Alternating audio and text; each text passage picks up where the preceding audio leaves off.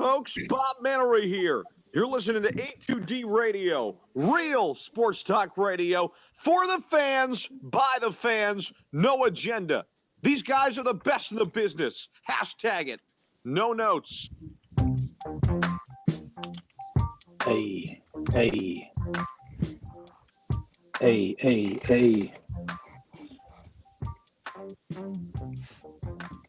I was gonna let you go with that, Pete. Little freestyle action. It was going to be something with a bandage, but I couldn't find anything around with a bandage. But What's up, fam? What's up, fam? Welcome to Birds of a Feather live on A2DRadio.com, A2D Live, YouTube, Periscope, Facebook, and Twitch.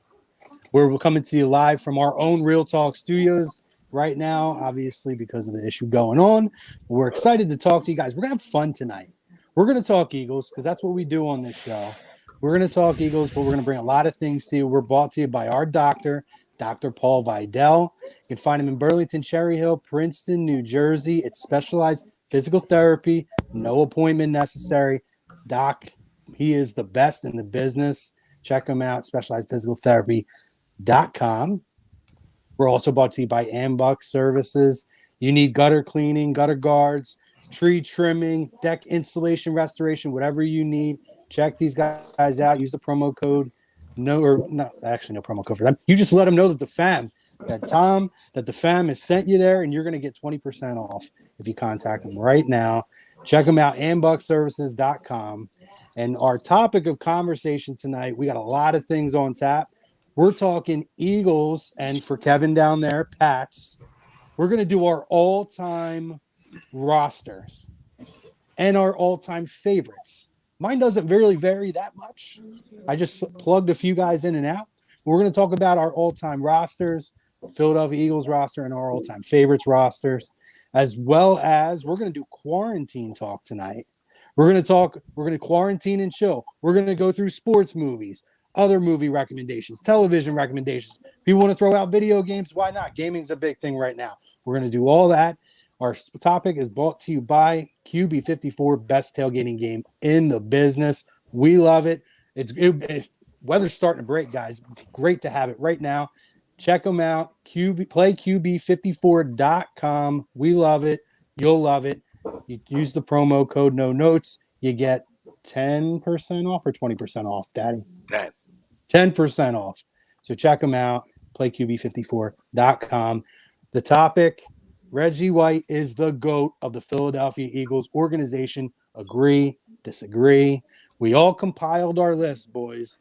We have our list of our greatest of all time, and it's going to be fun because I'm going to be really curious to see kind of who you truly believe is an all-time great and who your favorites are that you would kind of plug in and out. We got Chucks. We got Mr. ATG, Pete up in the top corner. We got our resident Patriots fan, Kevin Godwin. And joining us, Mr. No Notes himself, Big Daddy Tom. Let's go. All right. Who wants to start? So let's go by position, right? So let's start on the offensive side of the football. We're going to do Eagles. Kevin, you'll throw us your Pats. Number one QB all time in the Philadelphia Eagles organization. I'm going to defer to Chucks first. Oh, we're going me. Yeah. Okay, so Chuck's got the shit kicked out of him. All right, yeah, I did. This isn't a assist. This was Mary beating me up. I believe it. So I made a list of just my favorites, but it's not. That's fine. Not hard. It's not hard to figure out who the greatest is at certain positions. Like a lot of them are the same. So if we're going QB first, I'll say greatest and my favorite. The greatest, I don't think it can be argued. It's number 5. Will always love you. It's Donovan McNabb at this point. I think when it's all said and done, I believe it'll be number 11. Will always love you. Carson Wentz, the Ginger Jesus over there. He will go down when it's all said and done. But at this point, it is number 5. He's the greatest. And to anyone who wants to say Nick Foles, he doesn't have the career. Well, how can I say it? The career accomplishments or resume that McNabb does. It's one Super Bowl is great, but it takes more than just flashes here and there to have an all-time great career. So it's Donovan McNabb. When I go to my favorites, though, I couldn't decide between two guys, so I'm just going to cheat and go and mention both. My favorites are Carson already, and then the other guy, as a shocker to maybe a lot of people, is Jeff Garcia. I love Jeff Garcia, 2006, and the run he had here. Those close to me know how much I loved that season. I thought that 1 year when McNabb tore his ACL, and it was Garcia, and it was Westbrook, and it was Dawkins leading that team in 2006 to the playoffs and even winning a playoff game. I thought it was a magical run considering all the injuries and all the turmoil they had, the tough schedule they had. So Jeff Garcia to me, he's our baby. He's Philly's baby, and he always will be. And he always sheds love to Philly too, even though he works out in San Fran. He always says he has mad love for the Philly fans, and he always does. So Jeff Garcia is one of my all-time favorite QBs. And then, like I said, the greatest is number 5. How about you, Pete? So, one, I disagree with the poll. I do not think Reggie White is the greatest all-time Eagle. Ooh, what? No. Ooh. Okay. Nope. Okay. I'll tell you mine. Chuck just mentioned I have one jersey in my house. One Eagles jersey, and it's number 20, and it's Dawkins all day, 24/7, 365. Energy coming on the field, leading the team, not to take anything away from Reggie at all. But when you just look at Dawkins, he was here longer than Reggie. And I mean, not by his choice, but I mean, with Dawkins, he just means so much. He's still with the team. Obviously, Reggie can't do that. Rest in peace, Reggie. So you can't say. But for me personally, I think it's Dawkins. When I go QB, shame on you, Chucks, that you do not have Randall Cunningham as somewhere on that QB list. I know you said your favorite. I had to put Cunningham in there, greatest, all as well as number 5 is McNabb. But I mean, is it weird that I almost wanted to put Vic in there somewhere just because what he gave us? You know what I mean? And then that Reformation, Reformation project that he had on the back half of his career really set his act 2.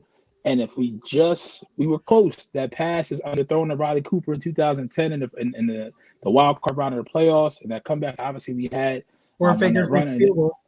Yeah, and then if he never got hurt with Chip, who knows what we would have had. But so as far as QB, our greatest, McNabb, favorite. If I had to put an all-time great team, who am I starting at quarterback? It has to be between Vic and Cunningham. Both in their prime, I can just do so much with them as far as game plan wise. McNabb was like that early and on in his career, but then once he got stuck on just staying in the pocket and becoming a pocket passer, and he wanted to use his legs anymore, I really think that did more harm than good to his overall talent set. Yeah, and Antonio Garcia, he agreed with you with Dawkins, but wanted to know how you can only have one Eagles jersey. I have a thing where I don't wear. For one, I don't have a lot of jerseys per se, like just jerseys in general. I'm not a jersey guy, and I have this thing where I will not wear jerseys of people that are younger than me. So you'll never catch me in a Wentz jersey. You'll never catch me in an Embiid jersey or a Simmons jersey. Won't happen. Throwbacks wise, yeah, but it's Dawkins. It's the black one. You know what I mean? So it's just, I don't know. I'm very particular when it comes to my jerseys. I don't blame you there. I don't blame you. Listen, and Vic, it's funny too with that 30 for 30. You almost forget when he was in his prime how unbelievably talented that guy was. And I mean, I'm glad that we got a glimpse of it here. We got the last really productive years of his career. I'm a Vic guy. I believe in redemption, and I believe in genuine redemption. And that's a dude to me who not only reclaimed himself, but it was genuine. And he continues to do that today. So the accolades that he gets on the field are warranted because of the character he became off the field. I'm a Vic guy too. He's close for me, but he's not my favorite. But that's a good one. To add to that, because I know Pete, you said shame on me for not mentioning Cunningham and Vic. Like I can't mention everyone. Like I love them, especially Vic. Vic was awesome, and I'll say to this day, 2010 Vic, I don't think there was a single QB I've seen play at that level ever in my life. You're talking about a true dual threat. Vic not only was a scary threat as a runner, as we all know him to be. But for that season, and unfortunately, it was really only that season. But for that season, he was a deadly pocket passer. So I don't think I've ever seen a dual threat play to that level as Vic had in 2010. Maybe Aaron Rodgers, if you're talking about just physical talent and everything. But man, Vic in 2010 was insanely good. And I don't think I would never forget that season. So Vic is another good one. Like he's another personal favorite Eagle player of mine that I'll never ever forget. Before we get to dads, I just want to give a quick shout out to Matt Haxton and his daughter. He says, "What's up, fam? Hoping y'all can give my daughter a shout out. Spent the night in the emergency room the other night because of an allergic reaction to peanut butter. She's doing much better, but definitely gave us a scare. She always lays down and watches you guys with me. So shout out to Matt. Shout out to your daughter. I'm glad you're feeling better. Hope you continue to feel better. All right. Yeah, we'll pray for Ashlyn. So we're praying. We're happy for you, Ashlyn. Shout out from the fam here. We love you guys. Big Daddy. Well, I'm in Pete's corner. I disagree with the poll, and mainly because, listen, on the field, talent-wise, Reggie, we know what Reggie was. Okay, there ain't no running from that. All right, but you left us, so I'm gonna remember that. If we didn't offer you too much money, I don't care about the money side of it. You left us and went and won a Super Bowl somewhere else, so it's always gonna be hard for him to be number one on my list. My guy's McNabb. I mean, I know people aren't gonna like it. And I get it, and I get the extra stuff that people want to complain about.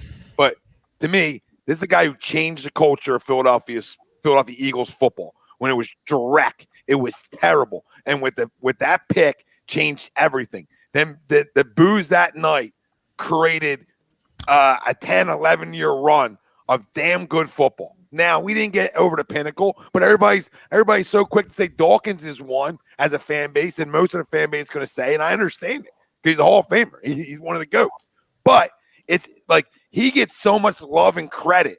And the guy who gets at the quarterback position, who gets so much praise or gets crushed for failure, gets like none for that team's success, while the other guy gets loved and adored. And it's amazing to me. You're talking about a guy per pass attempt, the least amount of interceptions in NFL history. Talking about a guy who went to 4 straight NFC title games. A guy who's leads the organization in total passing yards. All them things that come with it, and gets disrespected. To me, it's easy. It's McNabb. It's close. There's other guys. There's Reggie. There's Dalk. There's other guys people love. Absolutely. But to me, I mean, people forget how good this guy was because they got caught up in the guitars. They got caught up in facial goddamn expressions. They got caught up in everything else but how he played on a football field. You know what I mean? It was an agenda. It was an attack on a guy, everything else but how he plays during game day, right? It was all about everything else. I want to see what you do between the lines. Like, we harp on a throw up. Do we talk about how we got to that Super Bowl that year? Does anybody talk about that? Guy loses his best receiver and then carries you to a Super Bowl? And then we don't want to talk about that because it doesn't fit their damn agenda. But that's my guy. It's McNabb. I had to come in with some fire tonight because I just knew, like, nobody's going to say him. It's very rare. I mean, somebody might. It's rare. So I'm going to go on the rare side. Well, ironically enough, so in the argument of why I take Reggie over Dawkins, I can't just ignore the money aspect. The Eagles had a terrible owner at that time. He's the one that allowed Reggie to walk away. That should have never been a position. If Jeffrey Lurie was the owner, Reggie would have never left this city. And it was insulting the way that owner treated Reggie White, who at that point, at his position, was the elite of the league. Brian Dawkins is a Hall of Fame player, but he was never the top 1 or 2 guys in the league for a stretch of time at his position. Reggie White is an all-time player, and the bulk of his prime and his numbers are in Philadelphia. To me, him and Jerome Brown were the identity of that late 80s and early 90s football teams. And I can't, if Dawkins would have won a title, then to me that's the scale tipper. But he never did. So I have to look at what happened on the field, I can't knock Reggie. To me, hold on. What happened on the field is a guy that never won a playoff game. I mean, we want to talk about on the field here in Philadelphia compared to Dawkins. If that's the if that's the side, just going devil's advocate with it. Oh, my guy never even won a playoff. But you don't have to go devil's advocate because, and I'm not saying. I mean, listen, the defense is. You're talking about two legendary defenses, right? So to me, I agree with you about Donovan McNabb because to me, he was the difference maker. Randall was never that difference maker with those teams with Reggie, and those defenses were stacked that could get them over the hump and win those football games. They had to win with the defense. Donovan was the X factor for those football teams. I know you talked about it on one of your shows a few weeks ago, but everybody wants to knock number 5. Do we forget about the Arizona Cardinals game when the defense absolutely took a shit in the first half? And the only reason the Eagles were in it until the very, very end was because Donovan took the team on his back and carried that football team back and gave them a shot to win that game. A game they should have never lost to begin with. He did his job on the offensive end. The defense absolutely fell apart in that football game. But nobody ever talks about that game. And that was a key game. That was their last real shot at it in the McNabb era. I still have nightmares over that game. God damn. And nobody, I've never hear anybody give him any credit in that football game, in that magnitude of a football game, and everything he did to bring them back. They talk about that one game. Nobody ever talks about the defense and what the defense never did in any of his football games in the playoffs, and that's an issue. That's an issue. I'm with Tom. The reason I talk about Andy Reid, and I think Andy Reid is a GOAT, it's the same reason with McNabb. This organization, even beyond their years, has changed. They will never be a team that will accept anything even close to mediocrity. They might have one down year. Everybody has them. But in terms of an extended period of time, Jeffrey Lurie, Andy Reid, Donovan McNabb, and I put Reggie. To me, those guys are like, that's your Mount Rushmore of Philadelphia Eagles personalities that were organizational changers. So I'm with Tom. I put number 5 as the number 1. With number 5, I think what we need to also realize is that, like, I to the poll, I agree that it's Reggie is the greatest of all time. I think we need to also we need to separate positional value, because the impact that McNabb had on the team was definitely greater. He changed. I agree with you guys. He helped change the culture. Him and Andy helped change the culture of the Eagles. And like I said in the beginning, he is the greatest quarterback in franchise history. I think that just when you're talking about who's the greatest player in Eagles history, like, Reggie was better at his position than McNabb was at his position. And, when you talk about positional value, McNabb's impact is going to be greater because a QB obviously impacts the game greater than a defensive end. But, that's not to take away from what Reggie did. But I mean that in no disrespect to McNabb, because even though I was never the biggest McNabb fan when I watched him play, I was still never one to go to the extreme and be like, oh, McNabb sucked. Oh, like, he was the reason why we didn't win. No, he was I'm someone who goes back and I watch a lot of old games from back then. I have a lot of them like saved on my laptop that I found on YouTube and everything. And I go back, and when I watched McNabb play, he was good. Like, he was so damn good.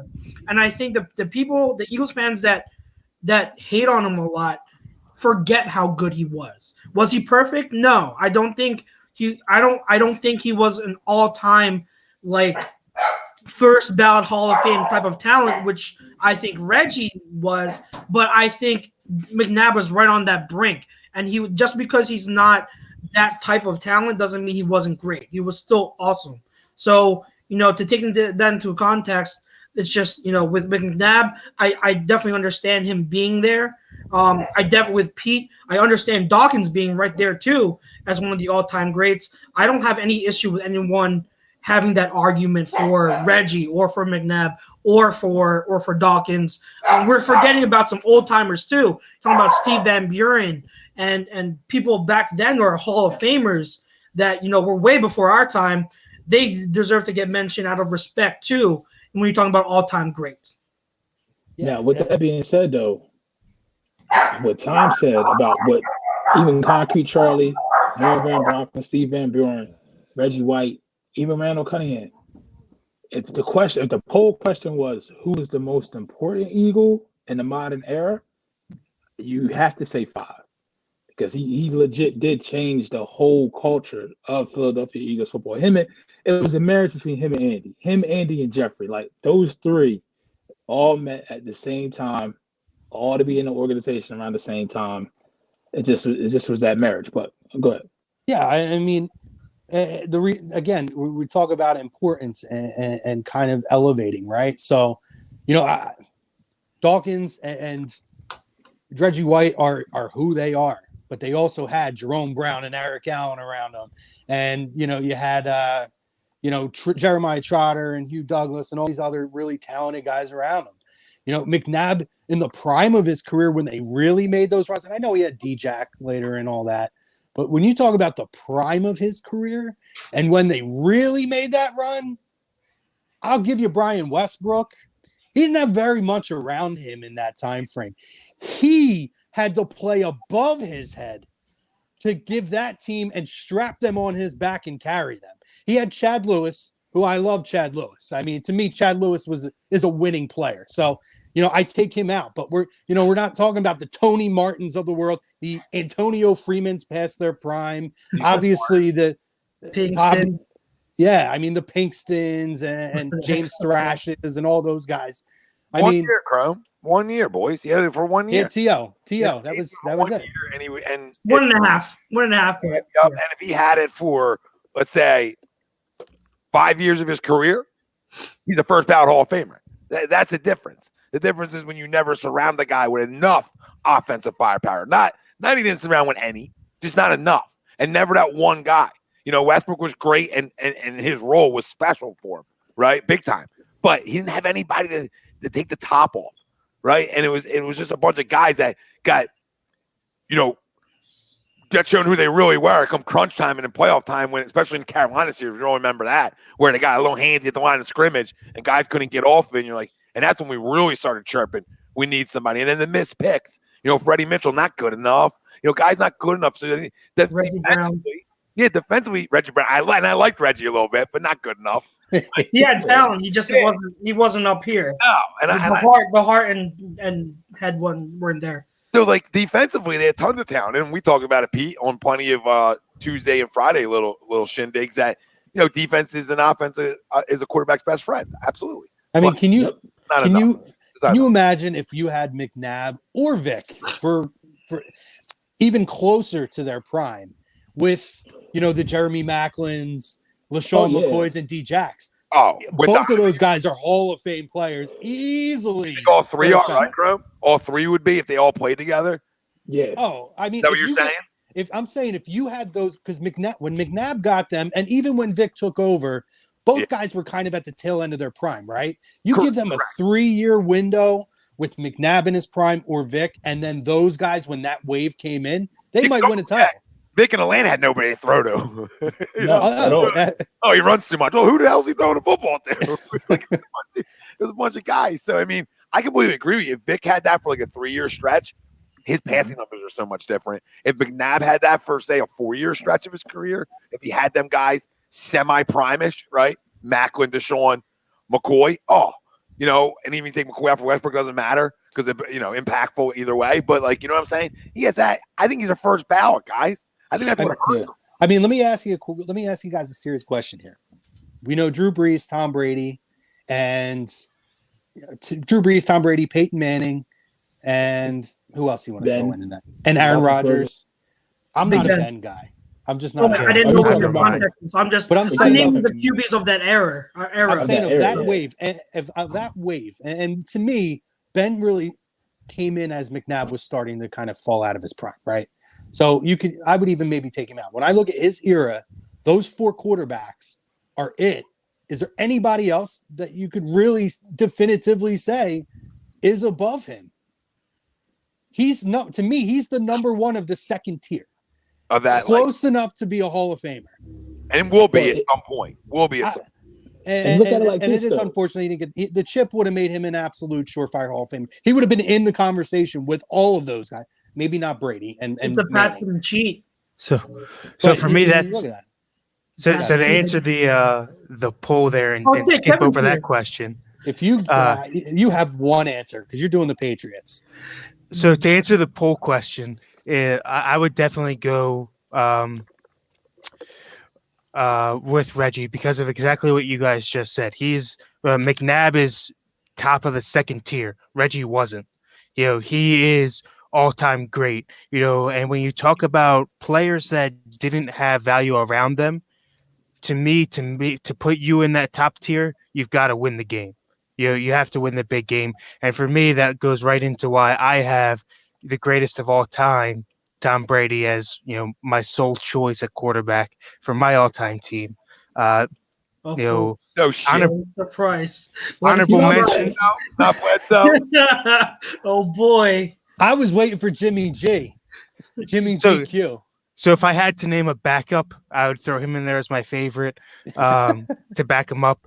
Now, if we're naming all-time players that were ever on the team, honorable mention does go to Flutie too.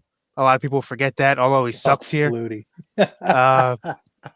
But I love Doug Flutie, by the way. Dude was small as shit. That dude was just a winner. Yeah. You talk about like a guy that had grit and fight and clawed his way. I mean, he should have never had the success he had in the league.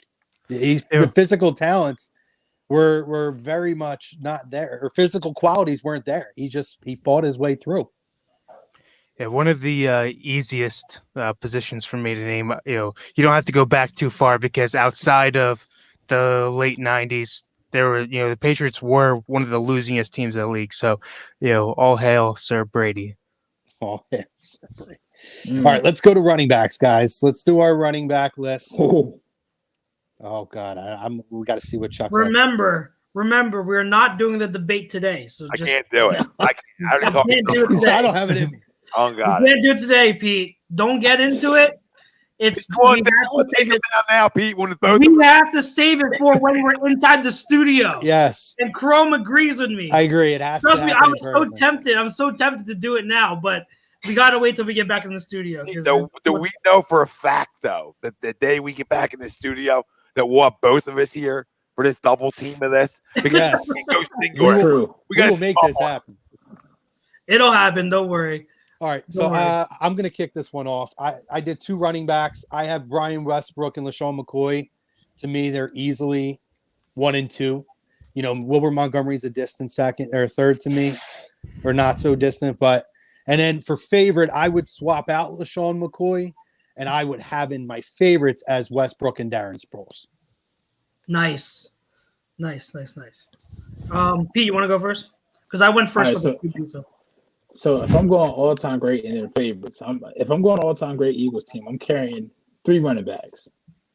It's going to be Westbrook, RB2, McCoy, RB1, and I'm putting Deuce in there as RB3.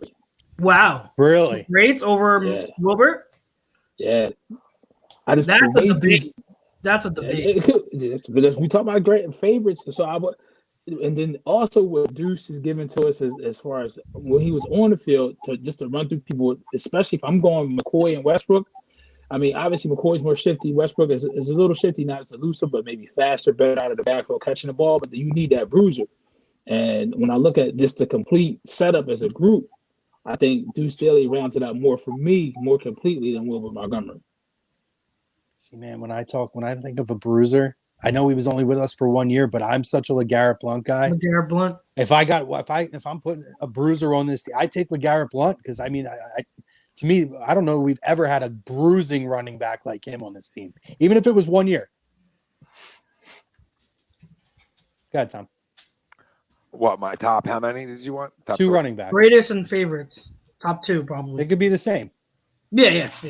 The greatest to me, I mean, he's a jackass off the field, but it's McCoy. It's close, but it's McCoy. Just You're right. going to be a Hall of Famer. So I'll go with him. And then Westbrook's my other guy. So I mean, it's not like it's like a Griffey, Frank Thomas thing here where I like one or the other. I mean, I love both. I don't get it. Yeah. So That's baseball, Chucks. Yeah, I don't get it. well, so it's at the end of the day, I love both, but I'll go McCoy first, Westbrook too, and then favorites. I mean, like Pete said, I love some Deuce, and then the crowd like with the Deuce. Like, there's some great moments. Pickle juice. So I'll give him like an honorable mention. He's definitely on my favorite list because I love all three of them. They're my backs. They're the ones I grew up with essentially. So that's my list. Eagles had some like really great running backs. It's hard to like when you talk about greatest. I think it's obviously it's Westbrook and McCoy in some order. I don't think there's any debate. Like it's those two are at the top of the list. When it goes to favorites, that's when it gets interesting because, like I said, there have been a lot of good running backs in our franchise history, and I don't think you can go wrong with any of them. Obviously, my number one is going to be this guy right here, but I think second will have to already be my son Miles is going to be my second favorite, just because he's the guy I've been I advocated for, and so far so good. So I had to go him as my second favorite, but it was hard going with him over guys like Jay Ajayi and guys like Darren Sproles. Deuce was another one. Like like I said, there's so many good running backs that have graced the Eagles jersey. So it's hard to narrowed it down to just two favorites. They're also good. And before McCoy left, and it was known that he was actually a scumbag and a bad person. McCoy was up there, not anymore.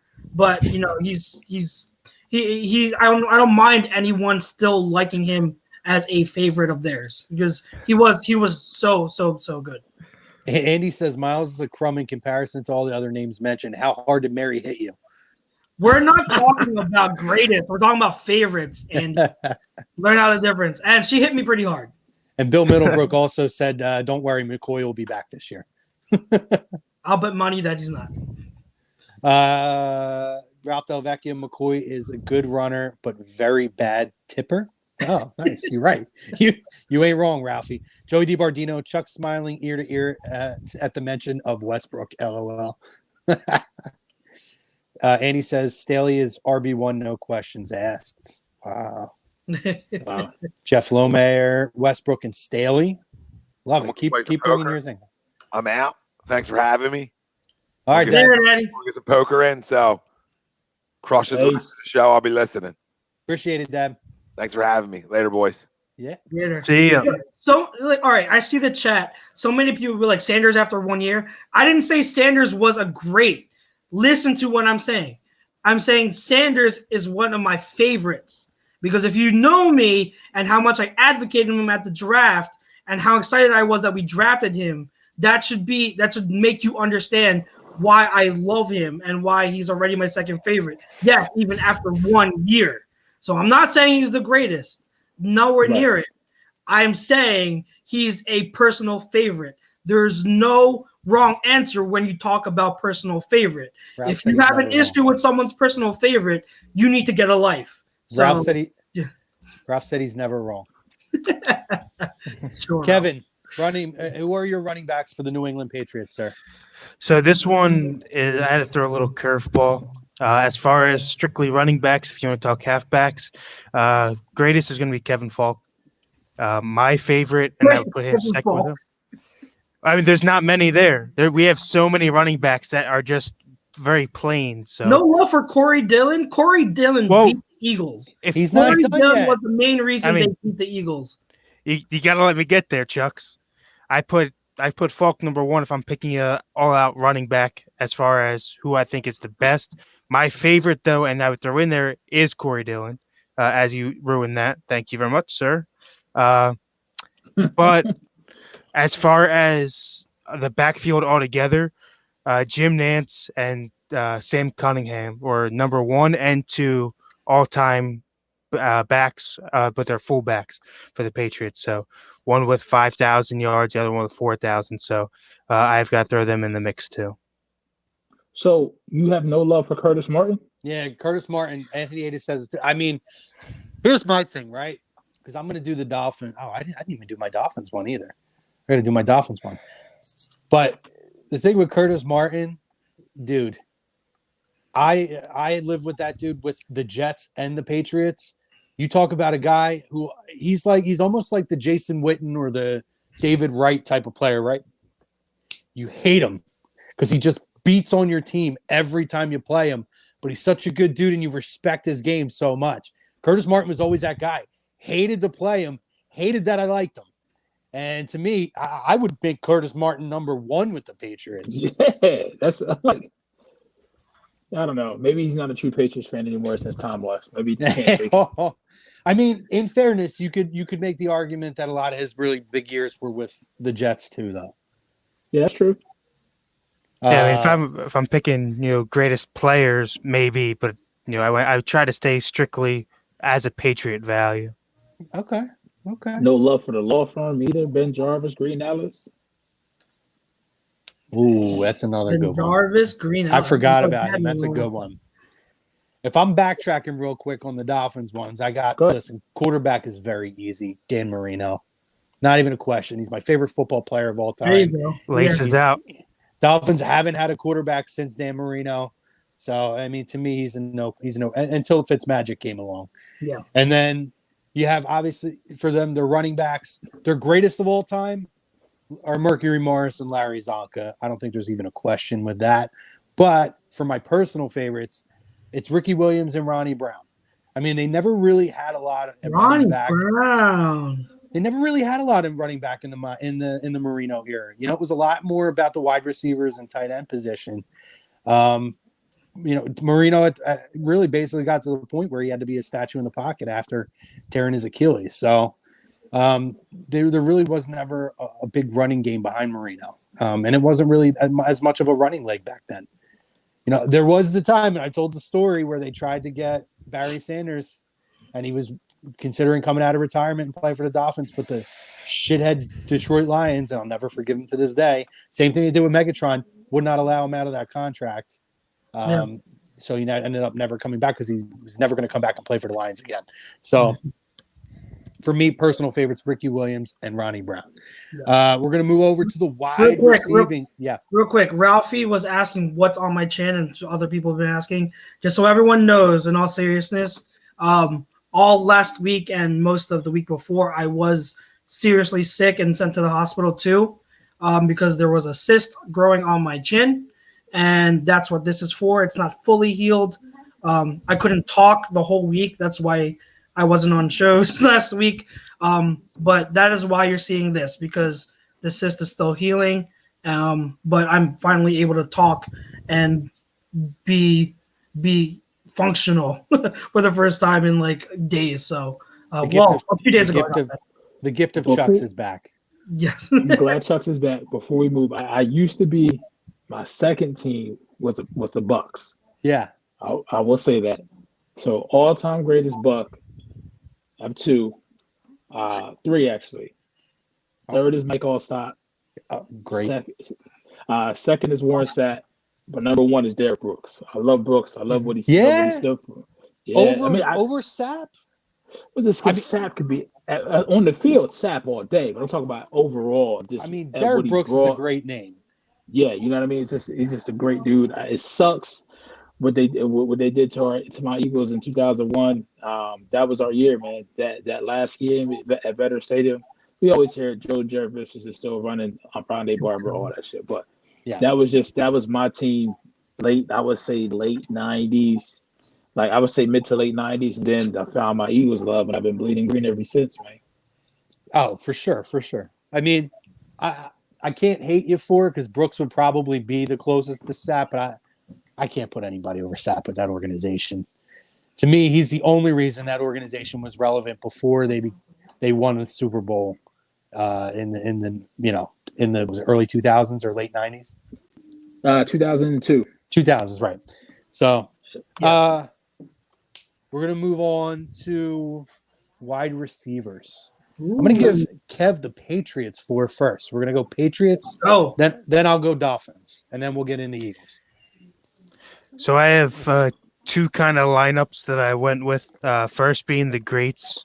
I went with Troy Brown, Irving Fryer, Moss, and Terry Glenn.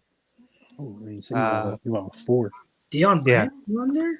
Super Bowl So MVP, I Deion I Bryant? put him on one of my favorites. Who's that? Okay. Who did you say? Branch. Oh, I wouldn't put him over them. Well, That was a that, joke. that That was a joke. Oh, that was the issue for me. Is like he's right there, especially having the Super Bowl run. But my favorites: Edelman, Welker, Moss, and Branch. okay. If I had to start a team, that's who I go with. Okay. That's the Kevin Happy team. Kevin Happy team. Edelman and Welker. What a surprise. For me, for Miami, it was pretty easy. 2 of them played together. Were an amazing tandem, and that was the Marks brothers, Mark Duper and Mark Clayton. I mean, it's probably the only time Marino had, as reliable type of guys as he had. Those guys were big proponents for when Marino went to the Super Bowl his rookie year. For 3, in terms of greatest, I have Chris Chambers. Chris Chambers was a very solid player. If you look at his numbers historically, franchise-wise, they're tops in the organization. And for a lot of his career, he was he was durable, and he was really the probably most reliable wide receiving talent they had before they got Devontae Parker and Jarvis Landry. I would replace him in my favorites for my all-time favorite Dolphins wide receiver and one of my favorite football players of all time. And ironically enough, when I really broke down his numbers, he's actually, I didn't even realize that he really is like the 4th or 5th greatest wide receiver in the history of the organization. He's like a top 20 player in the organization all time. And that's O.J. McDuffie. I love me some O.J. McDuffie. When I was a kid, it was Marino and O.J. McDuffie and everybody else, man.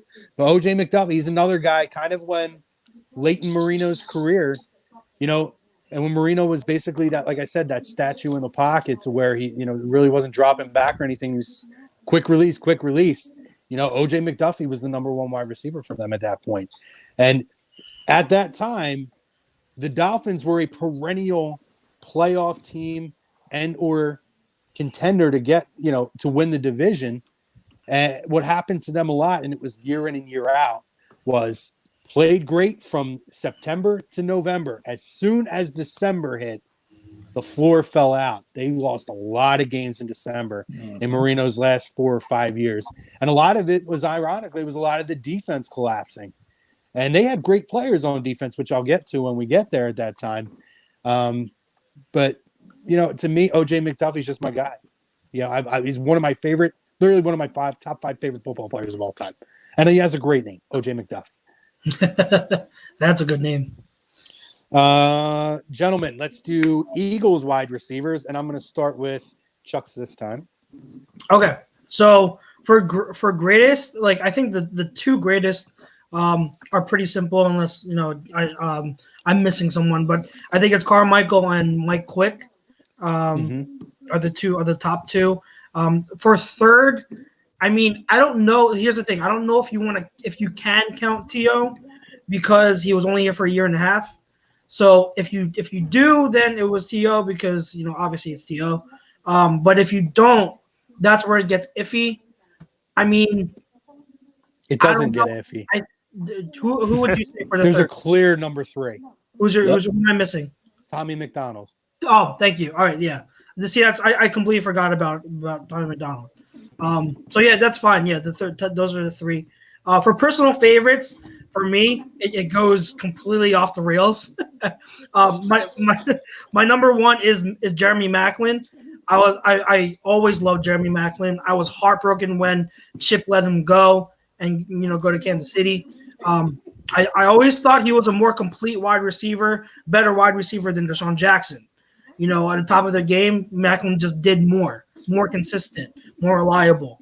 And to me, Maclin, if he had been here for longer, we'd be talking about him as one, not the greatest, but one of the best to ever played in this franchise.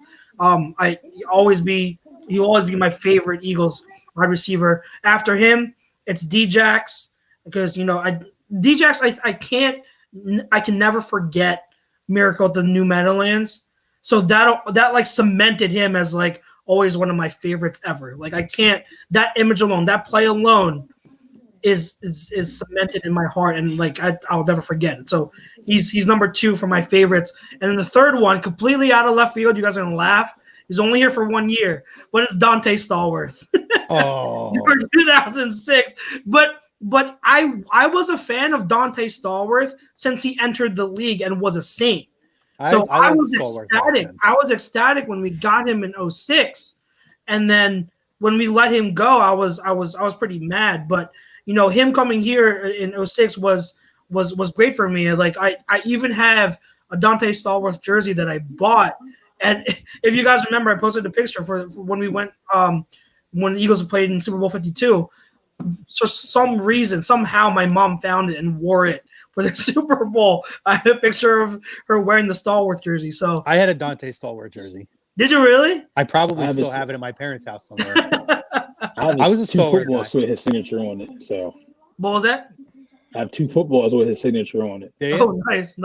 Yeah. So yeah, those are my 3 favorites. I like Ryan Brodos, Matt Collins, Ruben Randall, and DGB. Oh, what could have been? Oh, DG. Pete, what do you got? All right, so we're going to carry 4. So all-time greatest, got to go quick. It's the all-time greatest. If I'm going top 4, I looked at this as if I was really building a team, like not just a starter, but like if I'm building a team. Okay. I'm going wide receivers. It'd definitely be Carmichael, Quick, McDonald, T.O., and D-Jax, man. Like, if you think about Deshaun, his first run, 08 to 13, left prematurely, never should have left. And if he really could be all-time greatest if he never leaves. Like, if he never left, if Chip never did what he did, and then we get that year in 2014 where we had Macklin, Deshaun, and LaShawn all on the field at the same time, like, watch out. And it'd have been curtains. But I definitely think Deshaun, he's already in the top 4 of all-time greatest Eagle wide receivers. I mean, and it just shows you the direct that was drafted for McNabb when he was in his prime. Because I was thinking about this earlier when we were talking about, there's a lot of parallels between Iverson and McNabb. Just how bad the draft was. Mm-hmm. Just if you look at just players that came after when they picked, I mean, instead of Freddie Mitchell, you could have Reggie Wayne. Like it's a whole different story.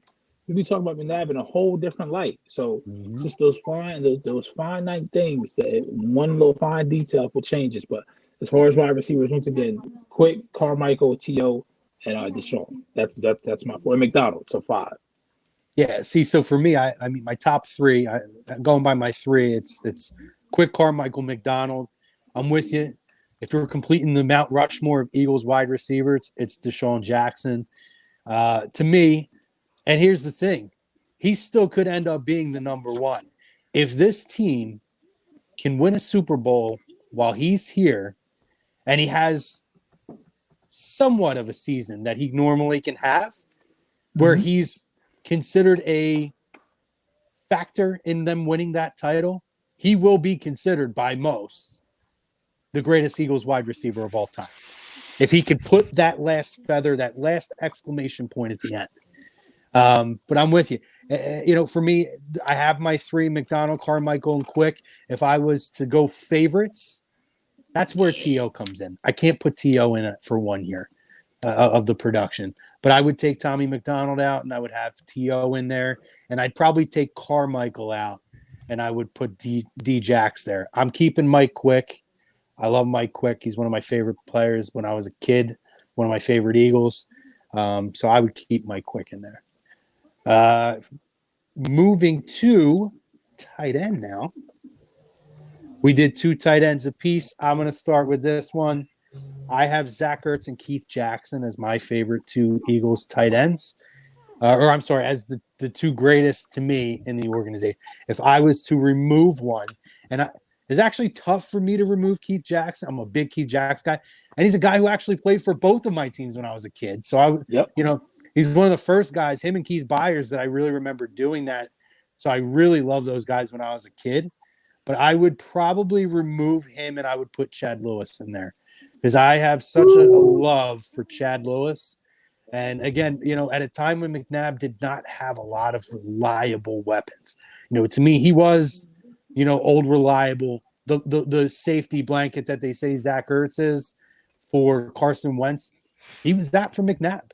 You never had to worry about you were going to get 100% on the field from Chad Lewis and that you were going to get some production from Chad Lewis. So to me, I'll remove reluctantly Keith Jackson. I'll put Chad Lewis in there.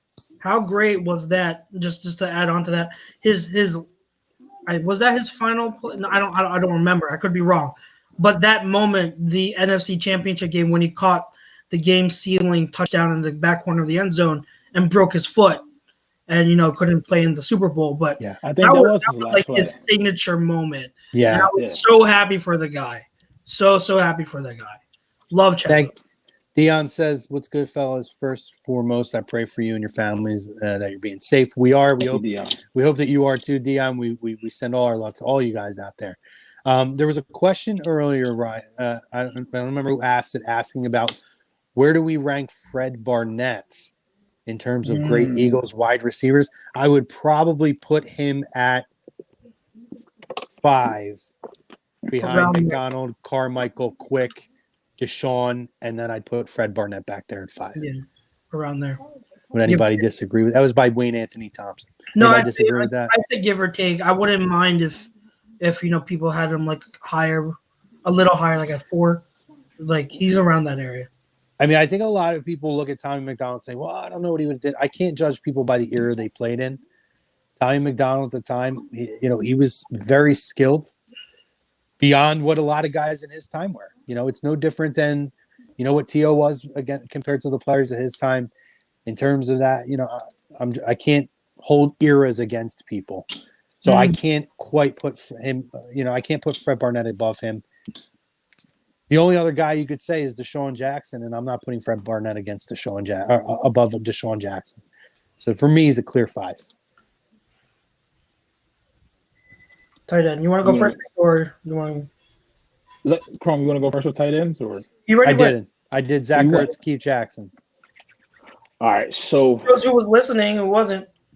I was zoned out. I was enthralled in the commentary of my host mates. I'm sorry. Thank you, sir.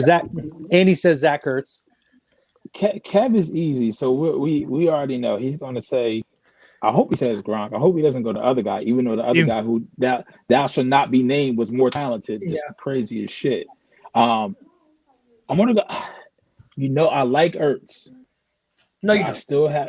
I have a hard time. He's not a complete tight end to me, so he's my second. To trade him. Stop it. He's my second. He's my second tight end. He's number 2. I'm going to keep Jackson number 1. I'm going to keep Jackson. I love it. When I think about how he played the game in that era of the game, that's what. If we had like a Keith Jackson S now, and he'd be running through people. I don't understand it was a different time, a different era, but once again, it's when Ertz is 2.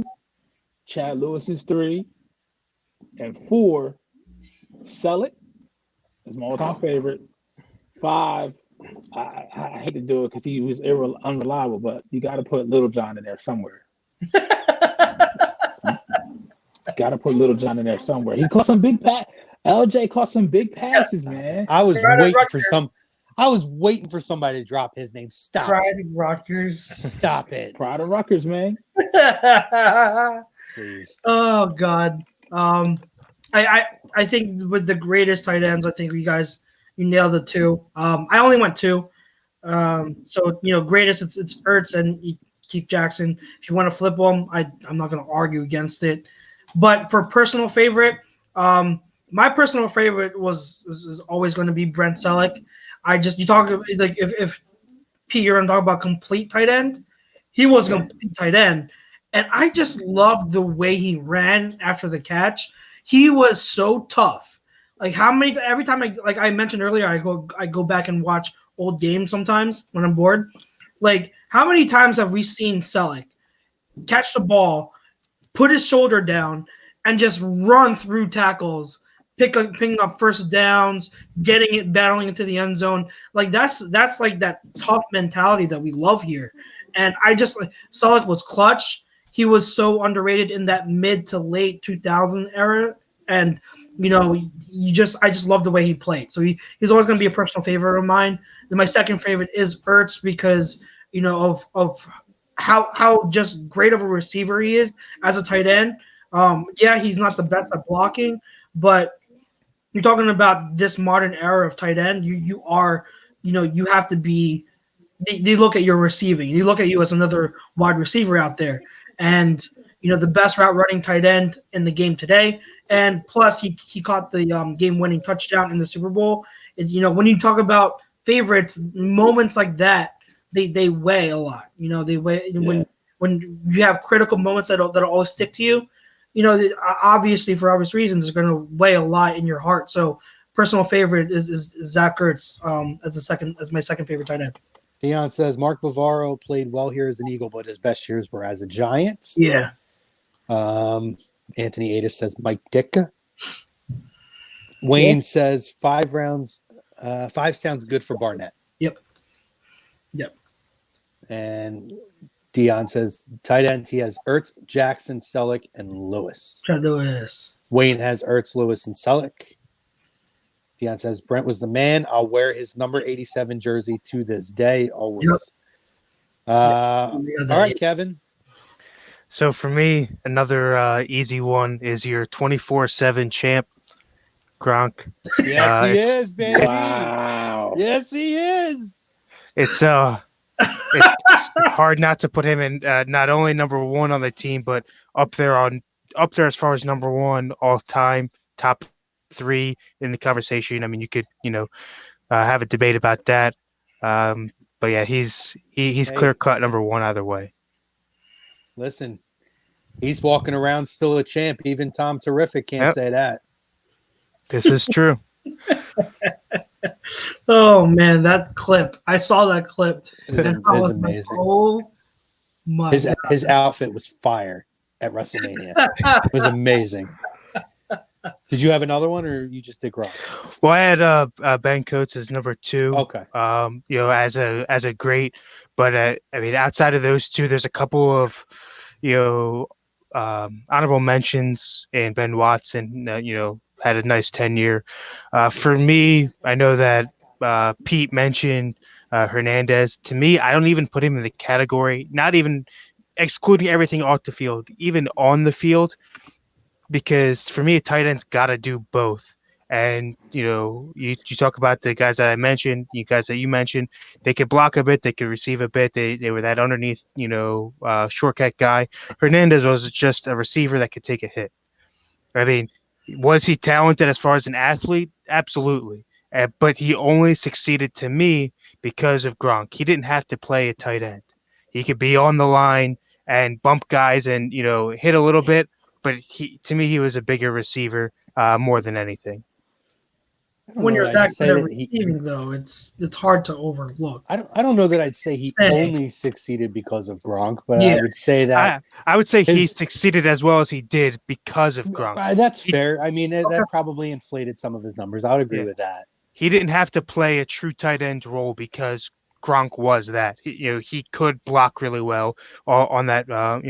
On the one side, and he could also catch underneath and run through traffic, whereas you had to be a little bit more particular where you lined up Hernandez because he was smaller than Gronk. Yes, he was quicker, but hence why he played more of a receiving role in my eyes. So I don't put him in that group. Okay, that's fair.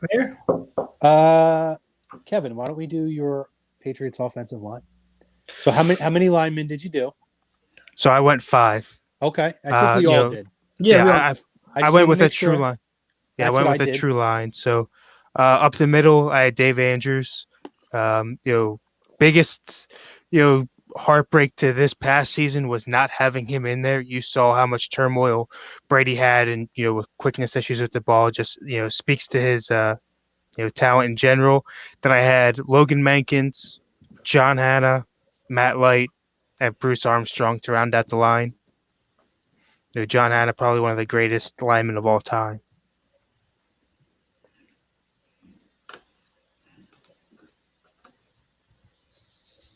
Who wants to go next? Oh, okay. I'll do the Dolphins one real quick. I did not. Dolphins and Eagles. I didn't really worry about inside, outside, this and that. I just basically did a line. So for the Dolphins, I have Dwight Stevenson, Jake Long, Larry Little, Keith Sims, and one of my favorite football players, Richmond Webb. Loved me some Keith Sims and Richmond Webb when I was a kid. And Keith Sims specifically, right? Keith Sims, he's another guy who, those last couple of years in Marino's run, he was protecting his blind side. Marino still put up really big numbers for a guy who was literally a statue in the pocket. So, KFC one. All-time numbers are pretty good. Eileen Pompey says, good evening, guys. What's up, Eileen? We're talking Good evening, Eagles, Eileen. and we got Patriots talk going on in here, Eileen. Talking. If you're just tuning in, we're doing our all-time and our favorites lists in terms of, we're doing the Eagles, obviously. Kevin's doing the Patriots. I'm a Dolphins guy, too. I grew up a Dolphins guy, so I'm doing a Dolphins list as well.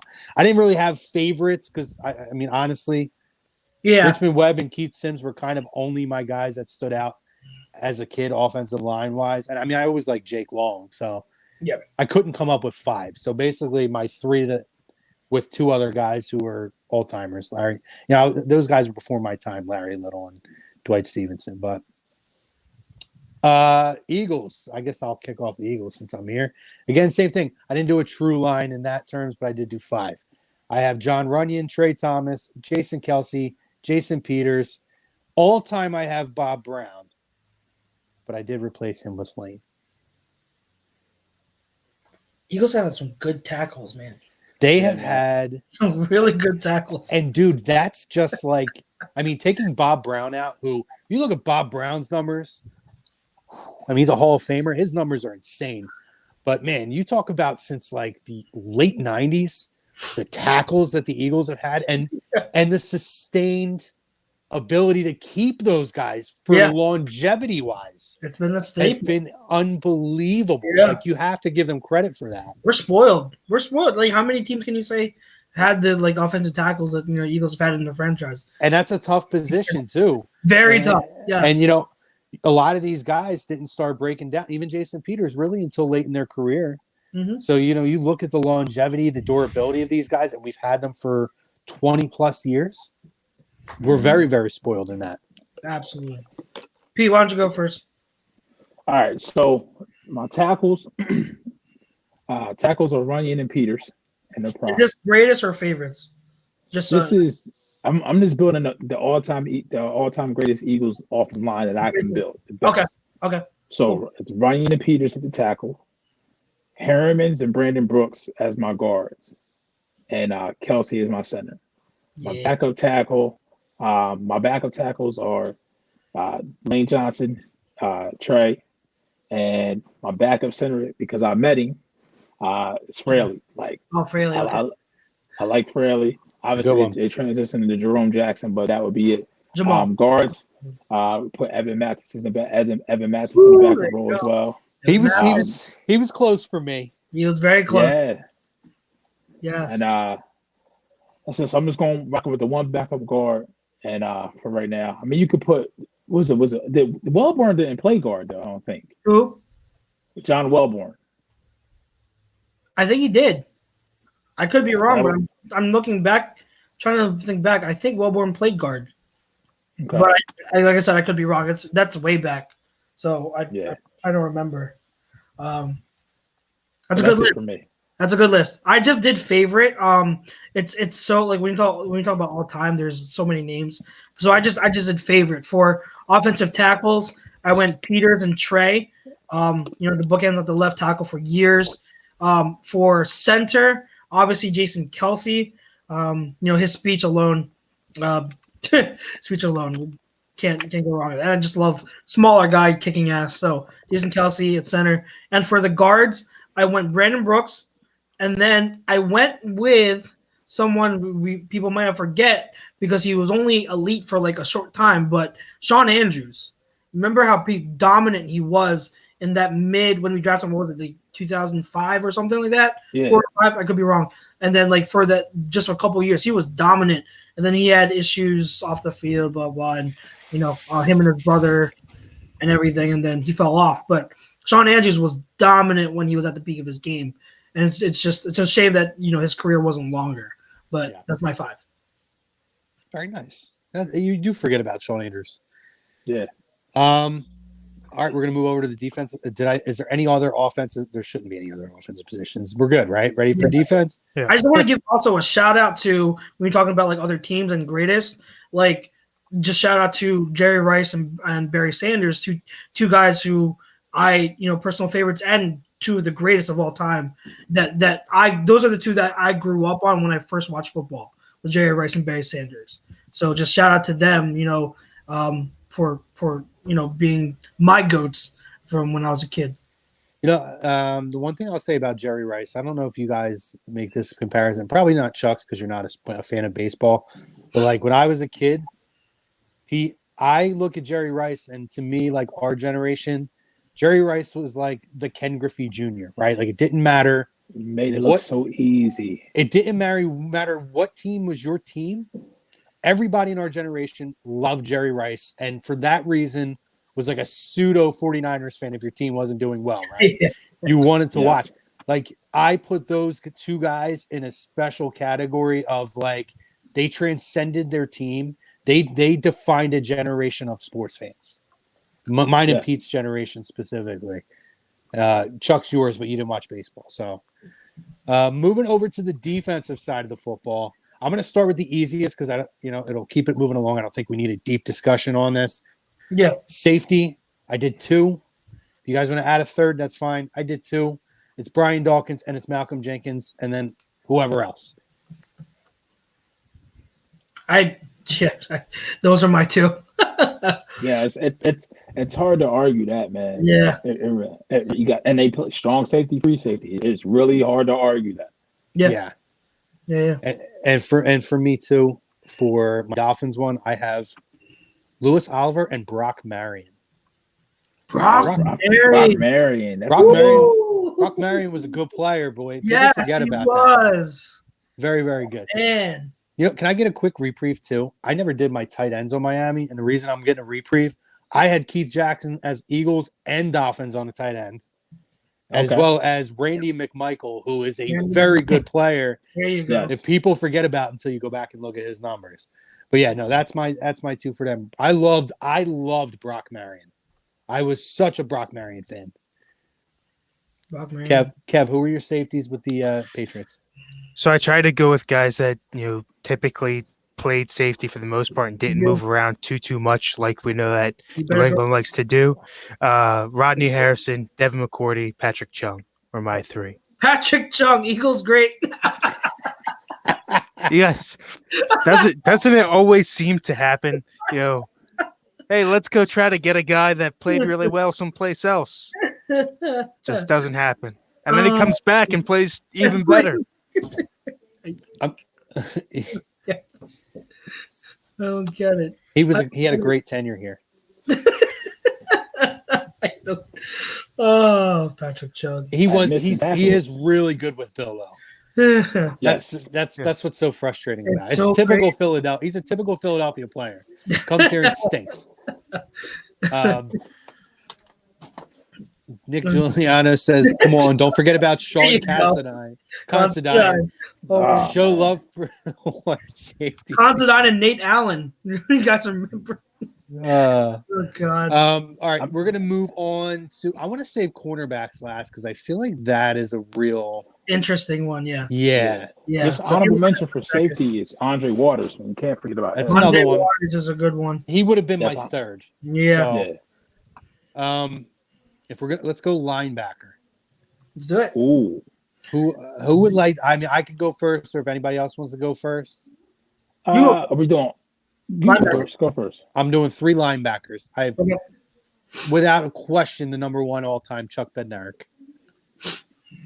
I have Seth Joyner, and for me, my favorite, one of my favorite Eagles of all time, I have Jeremiah Trotter. Axeman. I don't think there were many more vicious players. And just, he's a dude who was like the nicest guy, but looking at him, he's a guy that you'd say, I don't want to fuck with that guy out in public. Like he just had that square jawed, big ass, chiseled chin, and I wasn't fucking with him.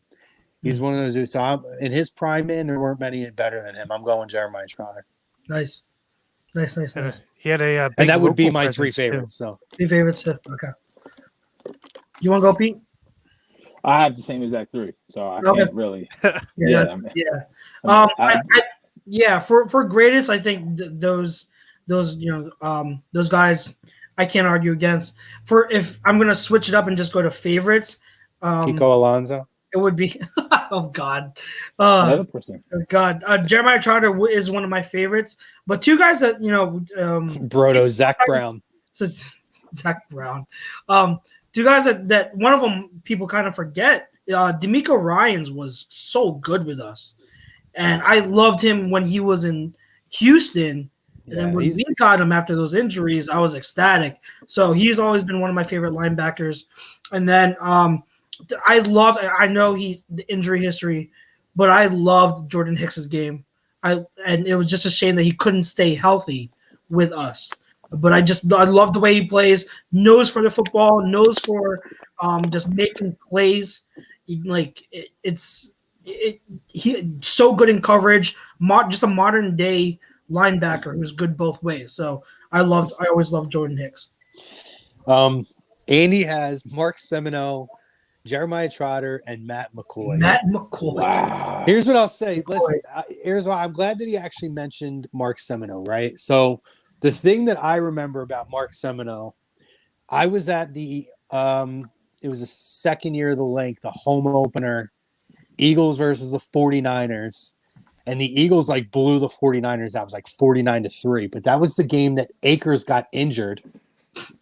And Semino kicked. Semino ended up kicking. Yeah. I forget who did the kickoffs. Was it Considine? I believe so. Somebody else did the kickoffs. It might have been Sean Considine, which is funny because that's 2 references to Considine on the show. And Mark Semino kicked the extra points. I remember that game so vividly. That was a game T.O. had 3 touchdowns. Westbrook had 2. It was amazing. Amazing. It started my stretch of I have never seen a loss at the link. Nice. So, it's one of my favorite football memories of a game I went to. So, nice. Interesting name to bring that one up. Nick Giuliano says, real quick, just going back to the safeties, his all-time favorites, favorite players, Ed Reed. Made me fall in love with the game and the position. Goat talk. Reed. It's a great one. I'm a big Ed Reed guy, too. Yeah, me too. Love Ed Reed. Yep. And he says, what year I have the entire roster here for the last line? 20 years. I don't know what that is. I don't know what that means. He asked the question, did he miss the secondary? No, Andy, we're in the no, we're skipping part of the secondary. Dion says D'Amico Ryans, he forgot about him. Chuck's, he's on my fringe of favorites as well. He would be my 4 guy, but my 3 are my favorite 3. He would have been my 4. That's fine. And then I would probably put Bradham 5. I love Nigel Bradham. I'll always love Nigel Bradham. Kevin, who you got for the Patriots, buddy? So for me, I've got Junior Seau, Steve Nelson. You have to have Seau. Teddy Bruschi, and Andre Tippett. Is this greatest or favorite? It was a kind of a mix of both. Seau, Nelson, and Tippett, all 3 all-time greats. Seau's one of my personal favorites. Bruschi's right there on the line. Guy I love. You could swap him out with a couple other guys like a Hightower, who had a great, had and is having a great run with us. So, right on the edge there. But those who I would go with. Good ones. I can't debate any of those. Yeah. For me, the Miami linebackers, they're simple. One of my favorite players again of all time, Zach Thomas. Brian Cox. Brian Cox was an animal in his prime, dude.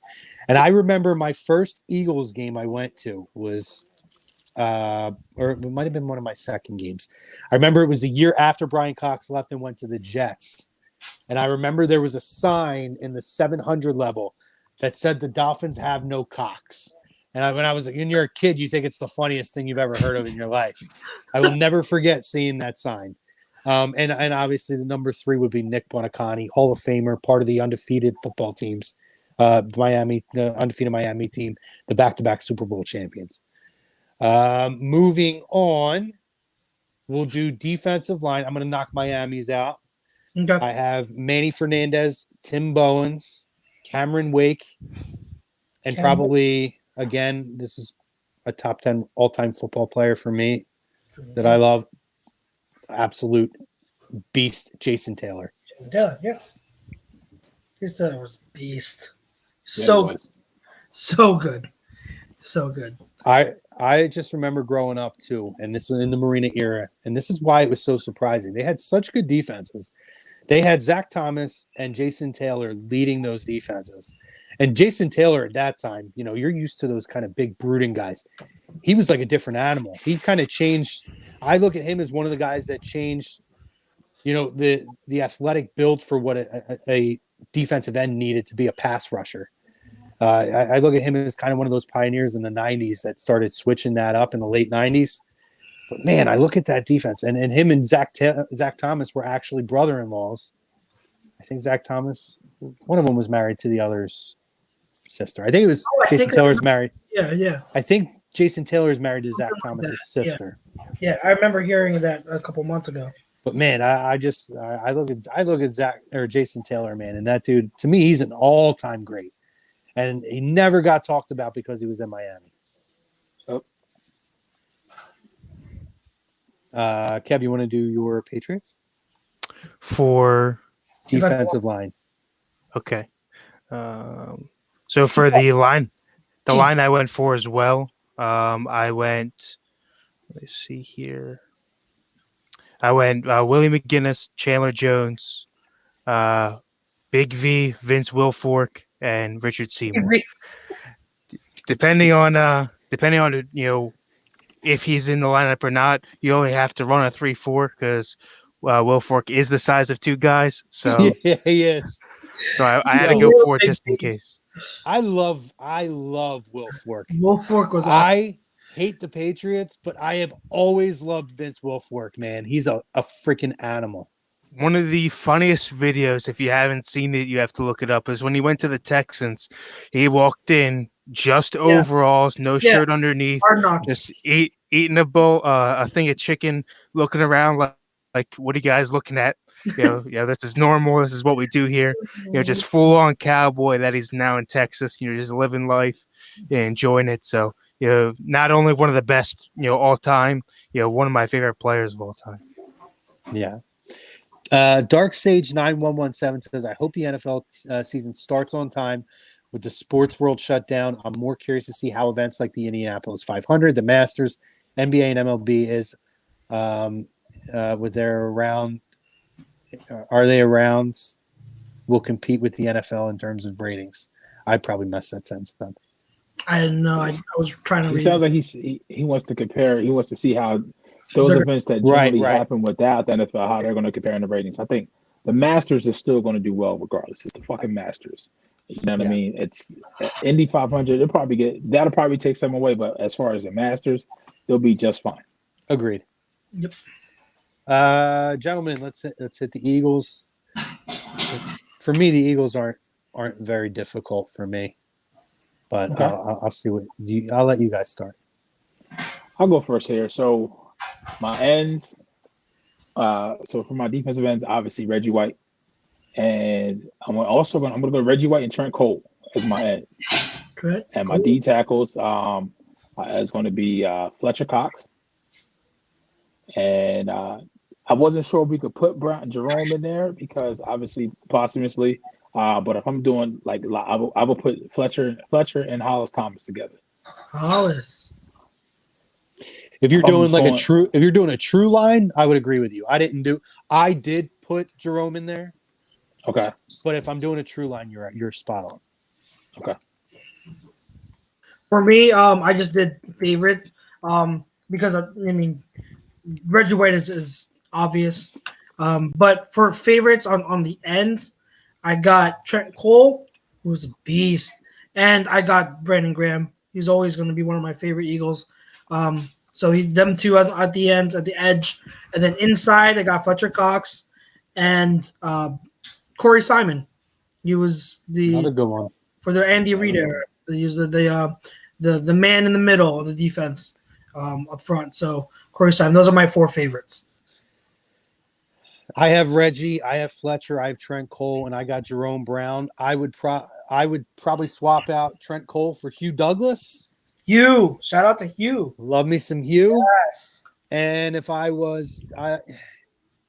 just because I was so young and like at the time the Eagles were kind of my second team, I mean in hindsight now, Jerome Brown, I understand the fact that, of him playing.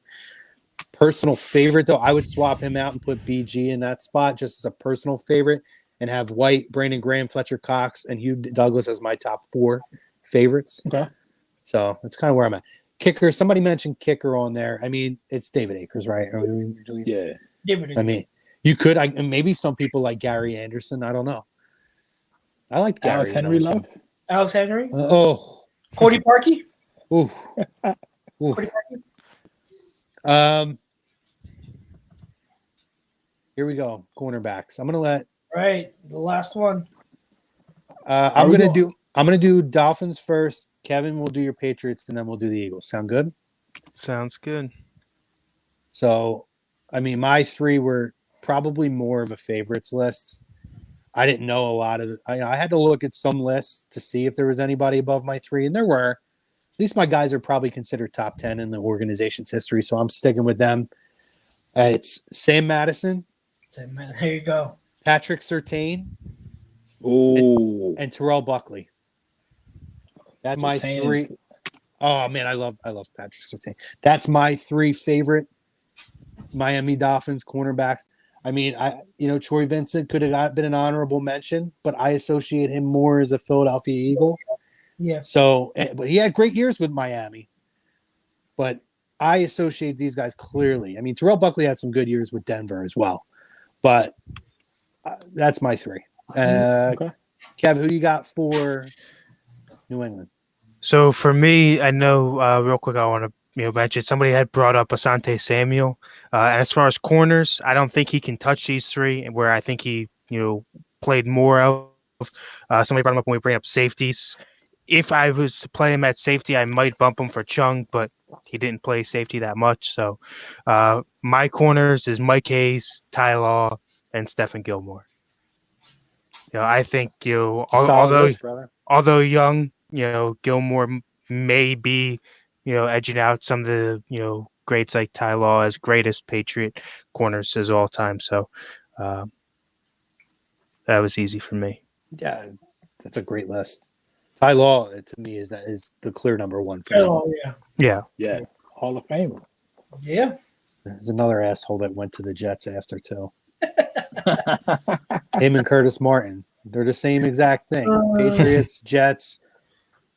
Hated to face them, but I respect them so much. Yep. All right. Eagles. So Eagles. Let's start with Pete. Pete, who are your Eagles? Can you do 3 favorites and 3 bests, or are you just going to do 3 bests? All right, so I could do 3 favorites and 3 bests. So my 3 bests are Troy Vincent. Mm-hmm. Yes. And I'm gonna go Lito in his prime. Okay. But Lito's not, he's in the slot. Okay. My other outside corner is Eric Allen. Okay. Yeah, there it is.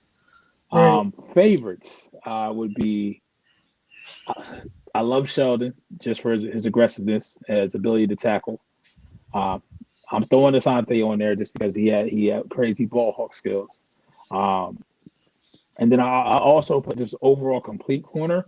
My favorite was Troy Vincent, just from everything in and out, so fluid, played the game so sound. Didn't create a lot of penalties, still had some decent ball skills.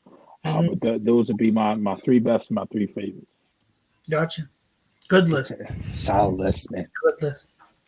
Anything different there, Chucks, for you?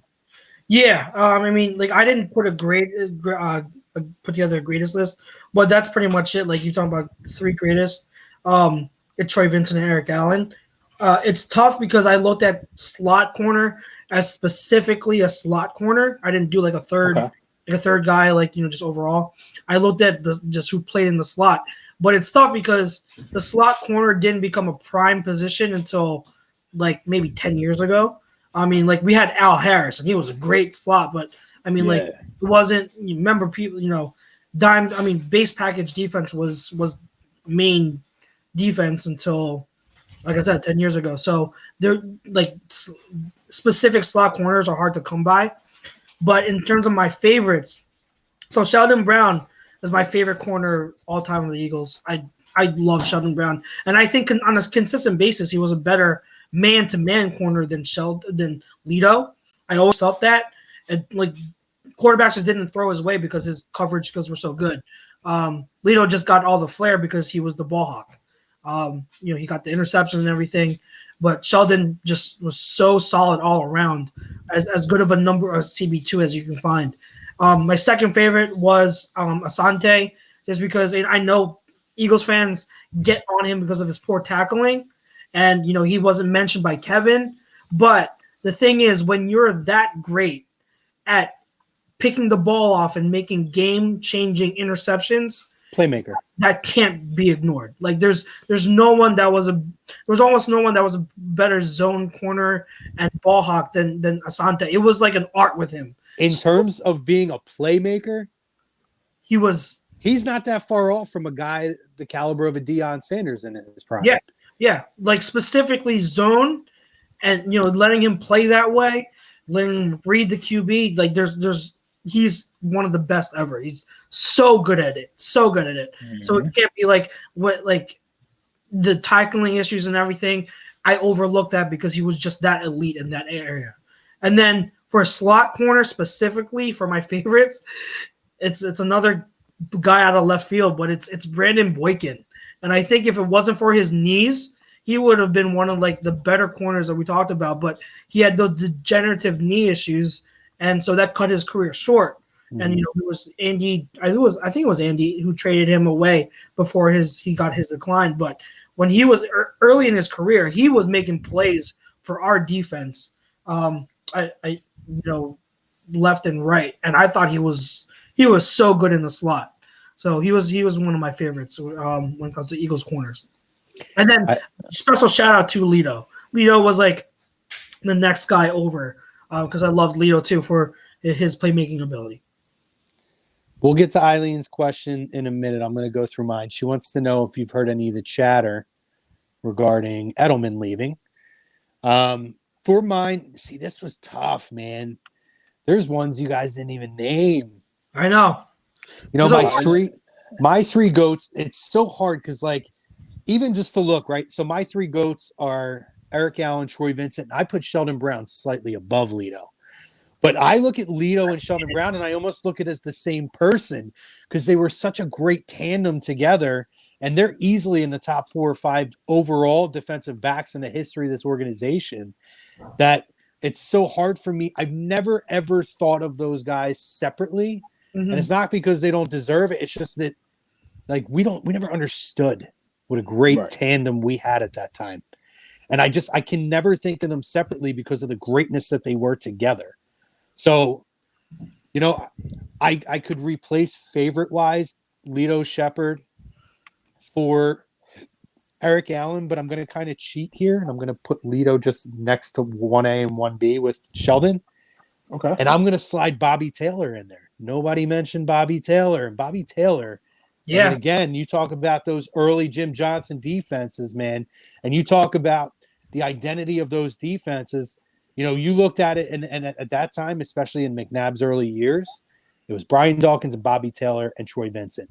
Those were the 3 most probably recognizable and productive guys at that time that people looked at that defense. And Asante, man, it's tough for me to leave him off too. Like, damn, there's been so many good defensive backs on this team in the last 20 or 25 years. Honestly, literally aside from the last 5 years.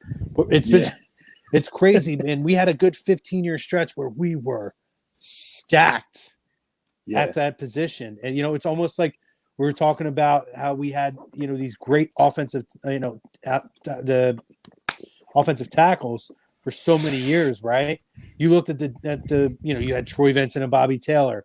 Who came in next, shifted right behind them? You had Lito Shepherd and Sheldon Brown. And then you had Asante Samuel. It was just crazy how good this team was for a while. Dion says, sorry, I forgot about Troy, so I put him next to Eric Allen. Bobby Taylor was dominant as well. Kevin, anything about the chatter about Mr. Edelman leaving? I have not, and if there is any, I would not worry about any of it. He had actually just signed, I believe it was last season, through 2021, so 2-year extension. So I don't see him going anywhere. If people were trying to say he's one of Brady's favorite receivers, so he's going to try to go down to Tampa, it's just not going to happen. I think he's here through the end of his contract. After that, I don't know. Maybe he leaves on, but mainly because of the age and knowing what Belichick and Kraft like to pay as far as receivers go, he can leave then. But as of now, no, he is a Patriot for the next 2 years. You sure about that? I am sure. Really sure. Sure. All right, wait, hold on. Joey DiBardino says favorite Eagles defensive players: Hugh Douglas, Trent Cole, Jeremiah Trotter, and Brian Dawkins. Before we move on, I'm going to throw these ones in just because I have the same guy for both the Dolphins and the Eagles.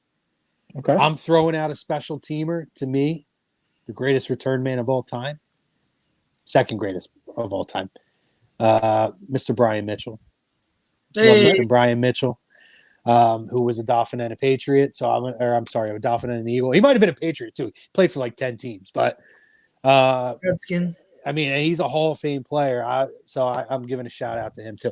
He's my special teamer. He's my guy returning the football. Nice. Can't argue with that. Can't. Yeah.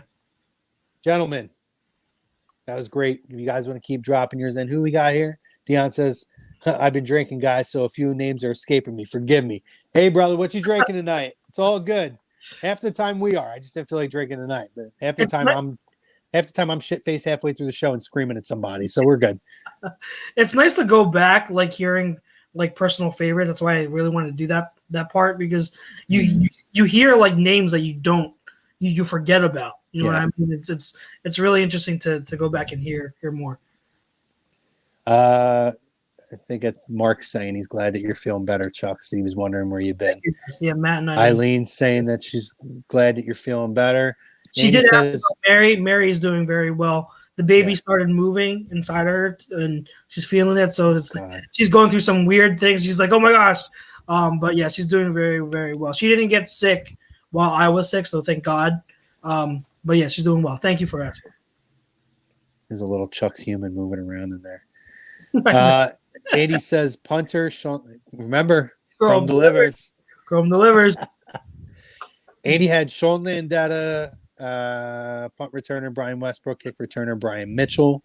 He rounds out his special teams. Sean Landetta, good one too. So obviously we're going to shift. If you guys want to keep dropping names in, please do. We're all stuck here. We're all quarantined, guys. First and foremost, let's have a little quarantine and chill conversation. I want to know what you guys have been doing during this quarantine. What's been keeping you occupied? And what we want to share with the fam. And listen, if you guys have suggestions too, we're going to go through movies, television shows. We're going to throw some things out there that we think, either are just classics and we just want to mention their name on the air, or maybe it's something that you never really thought of and you're looking for things to watch, right? You can only binge watch and do so many things. And I'm constantly going through my news feed, constantly seeing people looking for movie suggestions, television show suggestions, video game suggestions. So we're here for you, fam, and we want to give those. But I want to know what you guys have been doing. First of all, is anybody still an essential employee out? Chuck says, right? Yeah. I am as well. Kevin is. Okay. What are you doing that you're essential?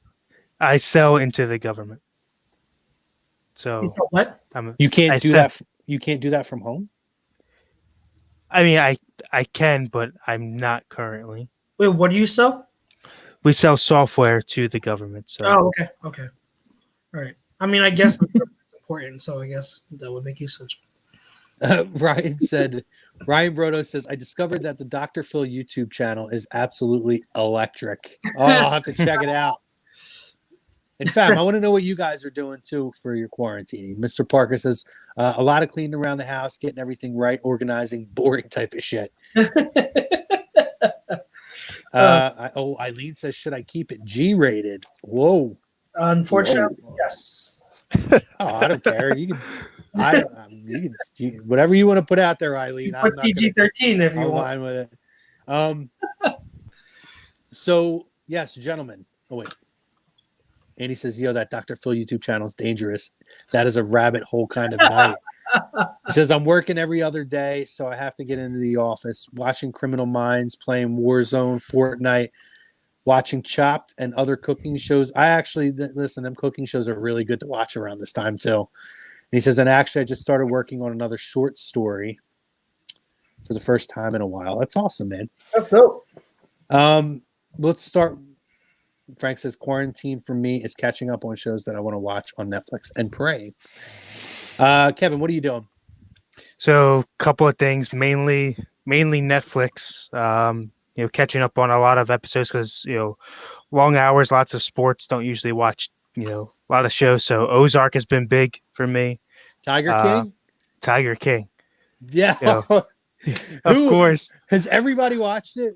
Nope. Chuck says not. I refuse to watch it. Mary's watched it. I refuse to. What watch are you, like a child? Like, oh, it's the cool thing. I'm going to be the guy who refuses to watch the thing that everyone else is watching. I'm just like, this looks so like such a waste of my time. I do not want to watch. Here's Wait. Chrome, you do the same thing with freaking Game of Thrones. Don't you freaking dare. Don't you freaking dare. That's not true. Here, I cannot let this continue. That's completely it's complete and utter bullshit because I have watched Game of Thrones and I hate it, which is why I don't watch it. It's different if I've never watched it before. Years to get into complete and utter bullshit. And don't tell me I have to watch 15 episodes before it gets good because that's bullshit. Tiger King's is 7 episodes that are 40 minutes apiece. Shut your mouth. Go away, Howie. Go get ready for the draft. For years, you were on the record. Oh, I know. I'm not going to watch it because I know I won't. Howie's still hanging around. You're on tape. Free Joe Exotic. That's all I gotta say. Free Joe Exotic. Listen, all I have to say is Special fuck appearance. Carol Baskins, okay? Exactly. Now outside of that, Brodo, do you have that Andy face queued up for this show? Is that possible? If you can. Hey! Oh! You better watch your comments there, Andy. It never ends. Eileen says she's never saw that mess. Brodo's the best. Hell yes. Oh, now he's gonna kiss your ass. Agreed, Chuck's Tiger King looks. So here's the thing with Tiger King, right? I am not. I will say it's not something I absolutely cared to watch at all. I think it looks stupid as shit too. But I'm telling you, it's not something honestly that I would normally watch, but it gets very addicting. And do you like criminal shit and stuff like that? No. Well, you're a loser then. No. A lot of people are into that stuff though. And it's surprisingly, the first 3 episodes are comical. I'm not going to lie. Yes. And a lot of it is pretty comical. But once you really start getting into like the court case and all those things and like how everything starts to transpire to get you there, dude, it sucks you in. I plan to watch 3 episodes and then go back and like watch 2 episodes and 2 because there's 7 episodes. I got halfway through episode 3 and I was sucked in. It was it. I was like, oh, I guess I'm binge watching this whole thing now. It got crazy. I'm telling you, it's good. That's how it was for me when I first saw it. It was before like the big craze. I think it might have been the very first day it came out. I put it on. I was like, "Oh, Tiger King, what's this about?" I put it on. I thought it was a movie. I didn't realize that it was a 7-part series. So I get to episode 3. I'm like, what in the world is this? How much is there? There's so much that happens in 3 episodes. You're like, there's no way there can be more than this. But I feel like I'm in an infomercial. It's like, but wait, there's more. It just Oh my keeps God. going on and on and on. And But it's so good. hands down, best part is when he pulls out the paramedic jacket. Oh, Oh man. Like, where did you get that? I mean, I think I heard Tom say it on one of the shows. That's like a goat move right there. Exactly. Like that's like fucking, that's a next level shit. And he says that comment came before Brodo decided to stab me in the back and post the face. Here I was giving him credit for a great run in and just wham. Well, you picked the wrong show because I'm on it, Andy. Mr. Brodo says it was my duty as a producer. The host demands I listen, or commands and I listen. Oh boy. I ask, Mr. Brodo. You know that. But I'll you are a great producer. say this about Tiger King. I won't say I'll never watch it, but there are other things on my list that are higher up that I want to watch that precede me watching Tiger King.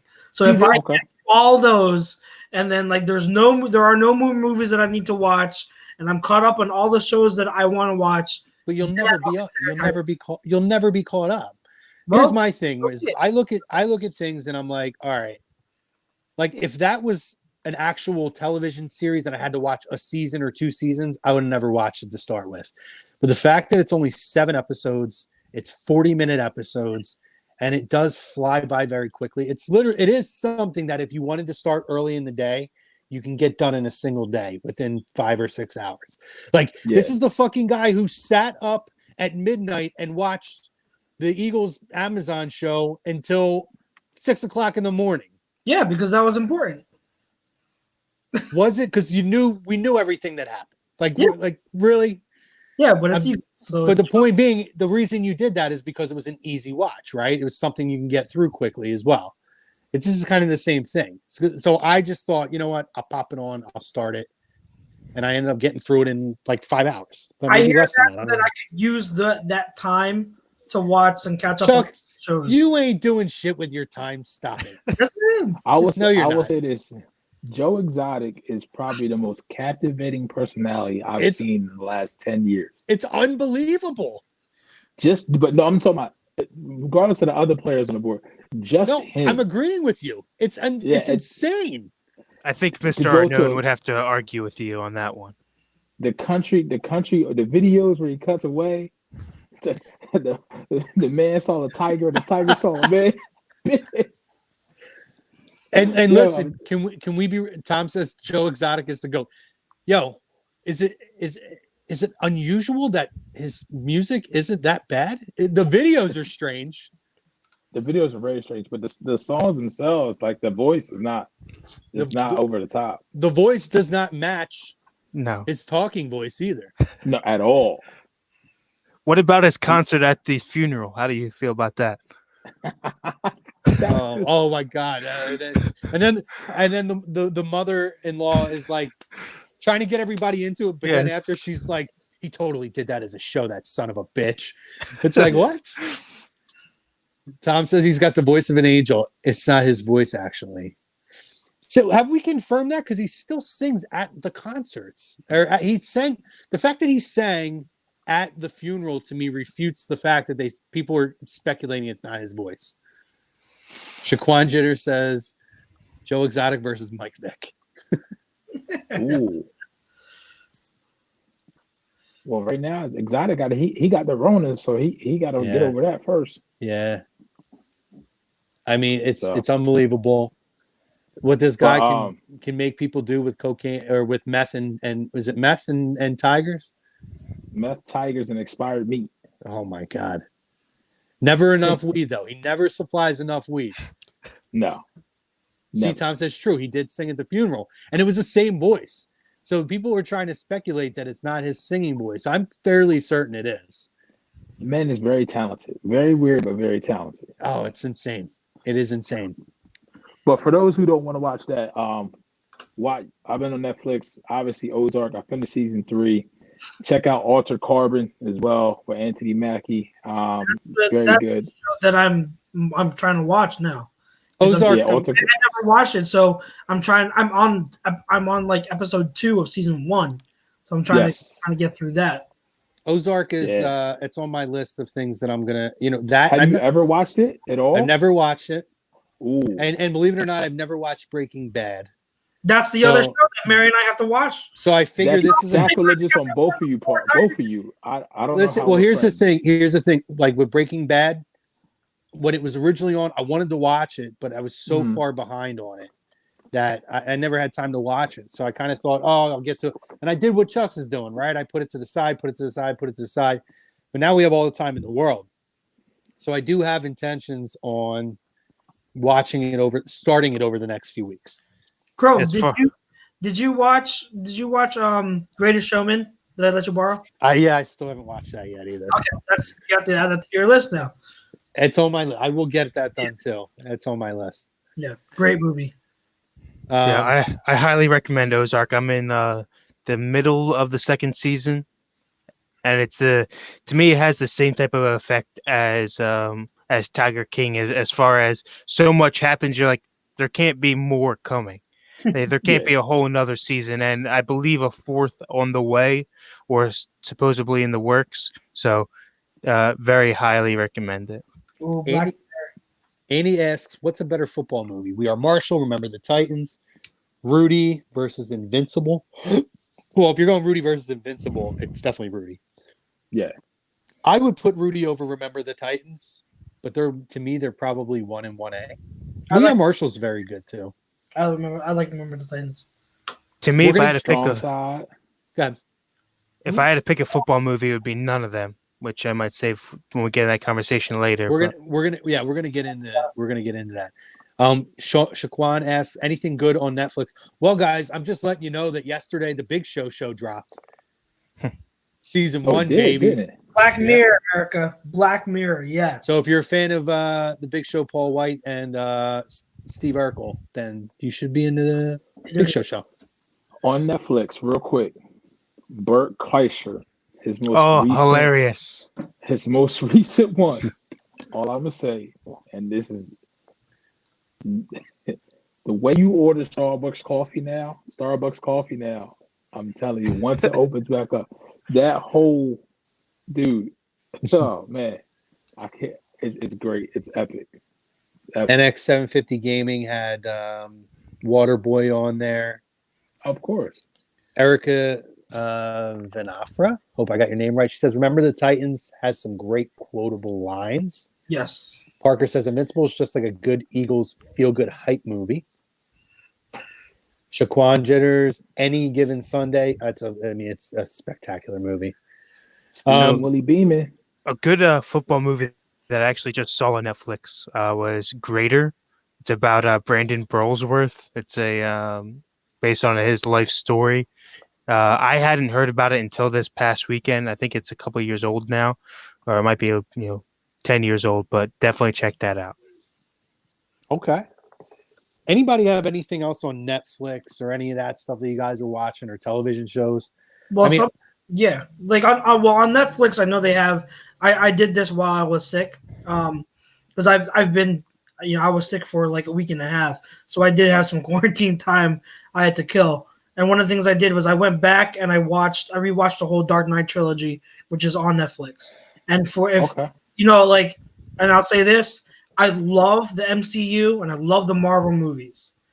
But if you want to go back and remind yourself just how great that Dark Knight trilogy was, go back and watch it, because especially the Dark Knight, to me is still the best comic book based movie or superhero based movie, however you want to put it, to this day. It's the Dark Knight, and it's bar none is the top. Like, talking about nonstop for close to 3 hours, and it's just beautifully done.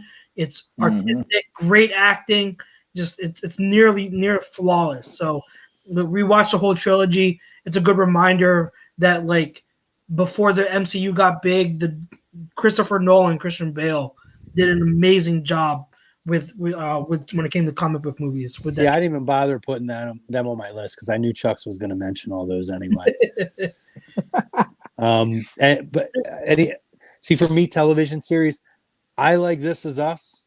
and a lot of people like Oh that show. no, I don't need to cry that much. Listen, I love that Crying show. every episode. My God. I love that Oh show, my and God. I saw none of this season, so I have a season of that I have to catch up on.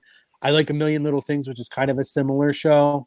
I'm a season behind on that now. I have so much TV to catch, and I have the time now. I should be doing it. But any other TV shows that you guys want to throw out before we move on to movies? Yeah. So Good. Sorry. Nick Giuliano, what up, Nick? Part of the A2D fan.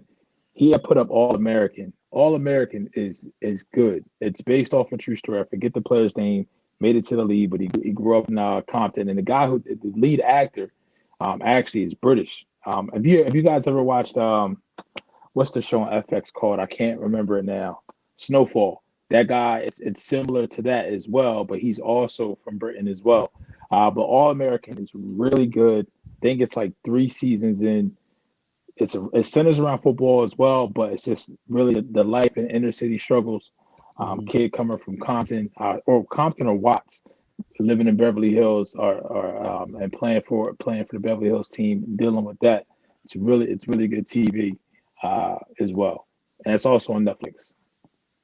You know, for sports wise, I haven't watched it. I'm definitely going to start watching over the next 2 weeks. I've heard nothing but great things. Brockmire. Oh, You're yeah. a sports fan. I've heard that is fantastic. It's been essentially about I think it's like a major league announcer, and it's kind of like the personal downfall in his life, but it's a comedy.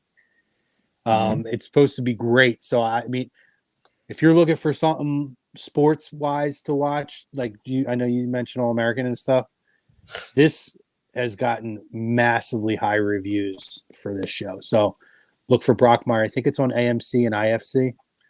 So, and I do believe it's on demand.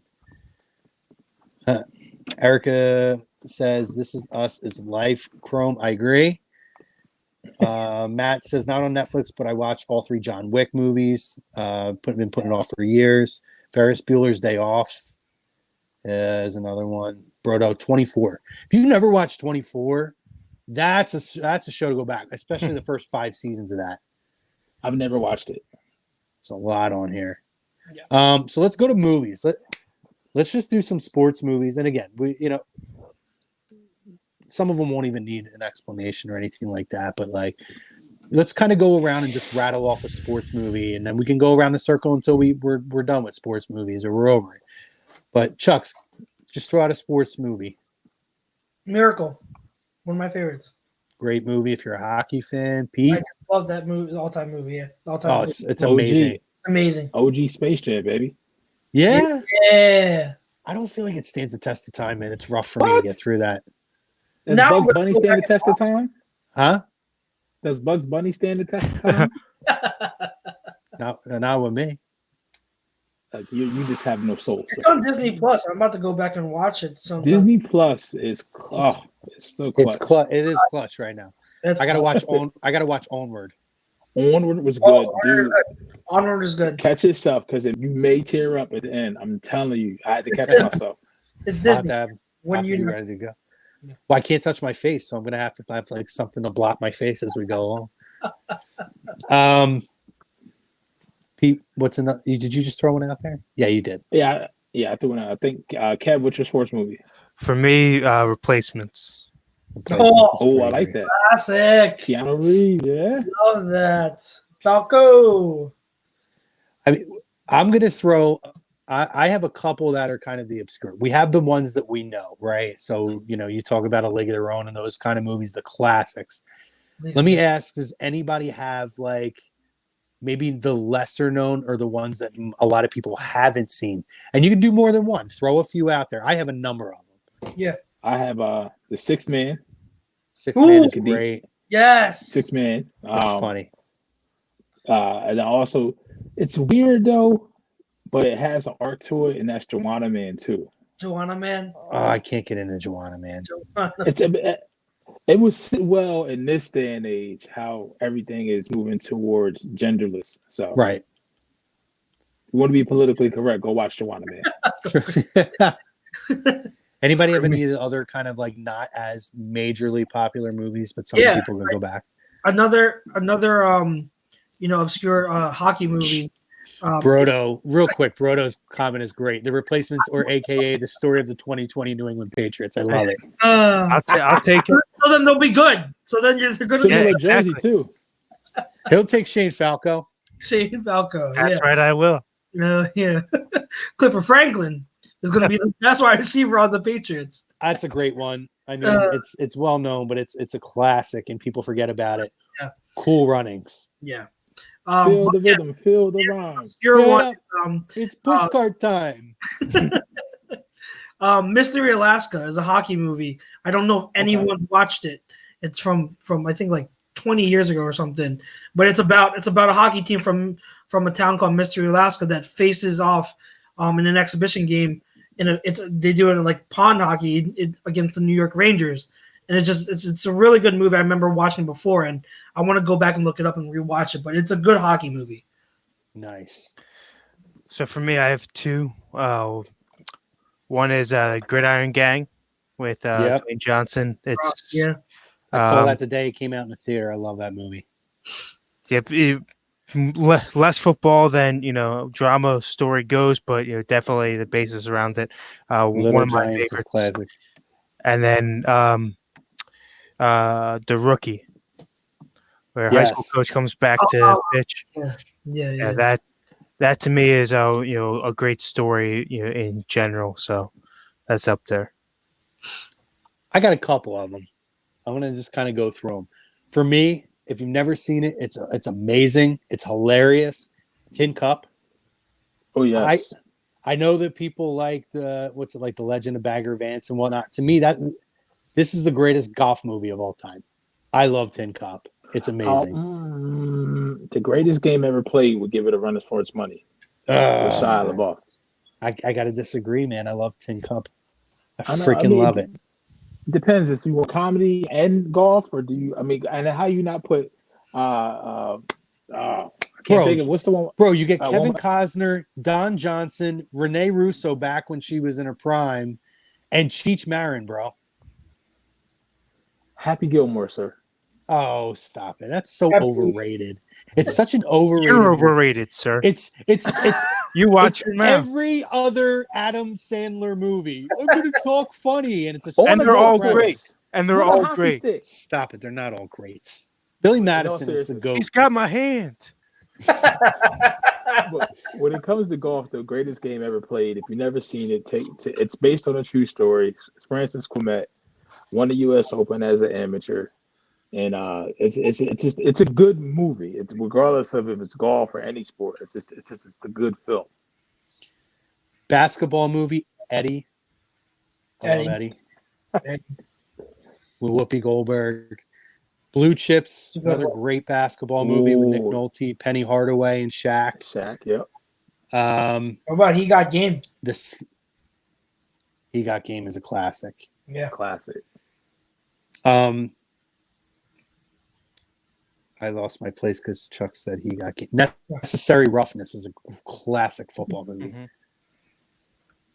That's got Kurt Russell in it. Low-key football movie, The Program. Great movie. We have that hung up. We have the poster in the studio. Yep. 61. If you're a baseball fan, to me, I honestly think it's my favorite baseball movie I've ever watched. It's so well done. It's a Billy Crystal movie. It was an HBO movie, and Thomas Jane and I forget the other gentleman's name. Oh, Barry Peppers. Whoa! Where'd he go? He left. Hey, he wanted to go watch 61 right now. I think he was trying to catch up on all the Adam Sandler sports. Yeah, movies. he was. Anybody got any other movies? They want to throw Non-sports related though, but recent. The new Sonic the Hedgehog is like that. I haven't watched it yet. It's good. It's really good. Yeah, I've heard good things. I heard they after they redid the Sonic's model. Because it was totally off, and then the makers of the movie listened to fans and redid it. I've heard good things about it. We're kind of waiting to watch it with my nephew. I don't know how soon with all this going on how it'll be, but we're trying to hold off because he likes Sonic. So try to watch it. But I've heard really good things about Sonic. So the movie that I mentioned earlier, Grader, with the Brandon Burlsworth story, is on Netflix. It's about a walk-on that all he wants to do his whole life is just play football and go to I believe it was Back. Arkansas. There you go. Unfortunately, Fuck you. but he only went he all he went to was play football. But he at one point he was too small, then he was too big, and then tragically passes away in minicamp after he gets drafted. So definitely a story to watch. For Goldie, name escape football movie with Goldie Hawn as coach with Wesley Snipes and Woody Harrelson. Not sure about the football movie, but since she mentioned Wesley Snipes' name, White Men Can't Major Jump. League 1 and 2, Oh, and Major White League. Men Can't Jump. Yeah. Another good sports movie is Division 3, Football's Finest.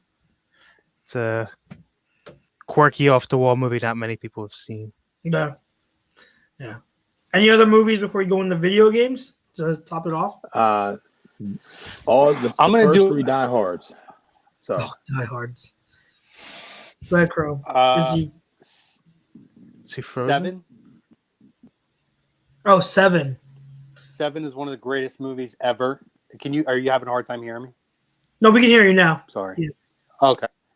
7, Higher Learning, My Cousin Vinny, okay. and No Holds Barred.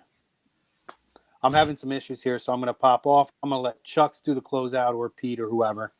And video games, I don't really need to be on anyway. But if anybody's on NHL 2K, or I'm sorry, NHL 20 or the show, hit me up. Find me. What's my login? Is it Chrome movement, Chucks? I don't know. Can you? He's frozen in time. You were following me on there. You were my friend on PS4, Chucks. I barely on PS4. I'll get back on. Dumbass. I forgot well, what your Looks. If you guys want to add me in game with me, Chrome movement. I'm gonna pop off because I'm having some issues over here. So Later, for me, have a good week, guys. I'll see you guys on Thursday for Birds of a Feather. Deuces. Later, Crow. Thursday. You said Thursday? Oh. Yeah, I'm pretty sure he meant Lazy booking. Yeah. All right. Well, in terms of movies, I've already mentioned Dark Knight. My other classic that I will always be willing to watch, no matter if it's on, I'm watching it. It's Forrest Gump. It's one of my all-time favorites. I can never get tired of it. I can quote like the whole movie. I love Forrest Gump. You can kind of count it as a sports movie since he plays ping pong and football and all that.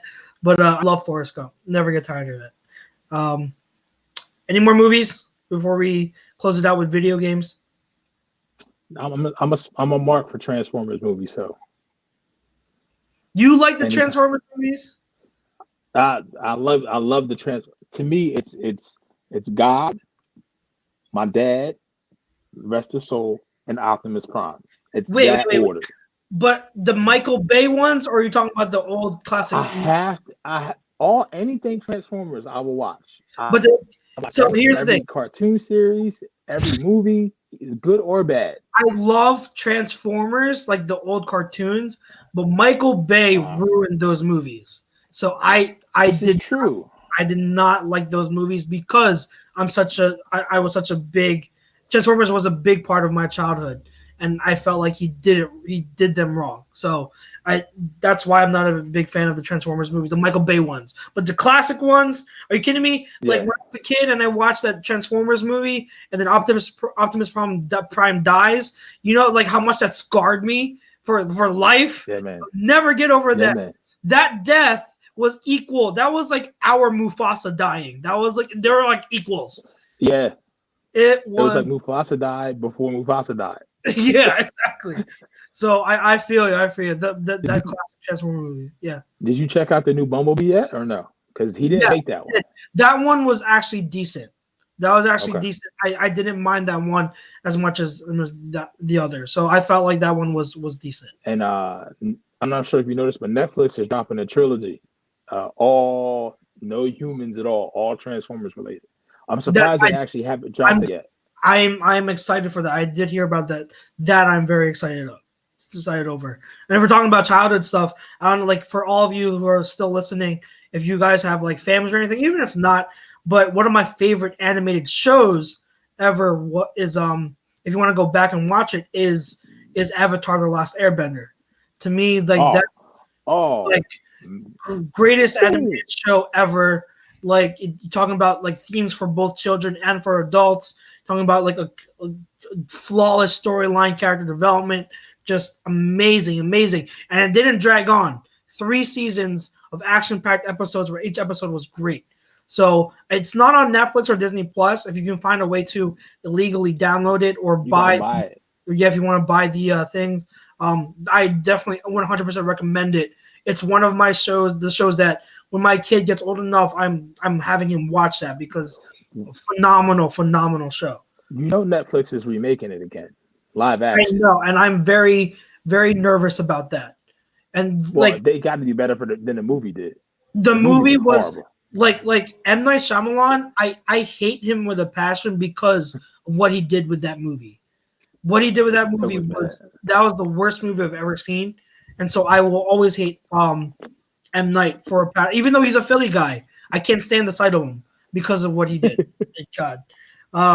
But yeah, video games. Like A2D people know I'm not a big video game guy because I don't have time for it anymore. But over the past few weeks, because of the quarantine, I've been slowly getting on, playing some more games. But what are you guys playing right now? What to pass the time? Go ahead, Kev. For me, it's just it's been a collection of all the Call of Duties. Just revisiting old ones now that the new one has been out. Play that, and once that gets boring, you go back and play Nazi zombies, whatever it might be, and just revisit the old maps. And for me, it's more so about just the watching the game quality too through them. Seeing how far they've come, and I think that's cool to watch and to see. Outside of that, obviously Madden. I know, Chucks, you're not a big fan, but I've got every one since I play 93. But yeah, I play it. It's just it's a bad game every year. Well, not a bad game, but yeah, I have them. I just once the thing is with Madden sports games, especially with Madden, once like the season ends and the off season happens and like the trades and all that stuff, like I don't want to play it anymore because the rosters aren't up to date. So I just don't want to play it. To me, it's just a time passer. Even if you don't have the newest one, it's still just it's an easy game to get through. You don't have to do much as far as thinking it's something that you could sit down and play for either 10 minutes or an hour and still get something out of versus having a big storyline, which I'm not always a fan of. Yeah, no, I hear you. Pete. Anything Street Fighter 2 related. Yeah. Anything Street Fighter related. Marvel vs. Cap. I'm actually on the story Marvel vs. Capcom Infinite. I think that came out in 2017. Actually, like my girls play. My 2 youngest girls, they always get on like NBA 2K, Madden, and WWE. So I've actually been taking the time now and playing the games with them, and they like to play just to play. I can't do that. Like I need to play to win. So yeah. I need to know how the moves work. So I'm out here honing my skills again. But like you, Chucks, it's just like when everything is going on in this normal society, I just don't have enough time to play. Yeah. Yep. Exactly. Street Fighter, like that was one of my other childhood games. Is Street Fighter. Grew up on that. Like, oh man, big Street Fighter fan. Right now, what I'm playing is a co-op game with Mary. We're playing together. Is A Way Out on PS4. Yes. It's really, really good. A great co-op game to play with someone, especially if you're in person. Like Mary and I having a ball with it. I just bought her because we have a Switch also. I just bought her Animal Crossing, so she's killing time with that. She loves it. I actually just started also while she's playing that. I just started playing for the first time Kingdom Hearts. I never played it. and I like it. I'm having trouble beating one boss in Wonderland, and that's significant because I'm a Disney diehard, but the one Disney movie that I hate, it scarred me for life because I got nightmares as a kid, was Alice in Wonderland. So I'm in Wonderland right now, and I'm having trouble beating the boss. So it's like it's making me hate Wonderland even more.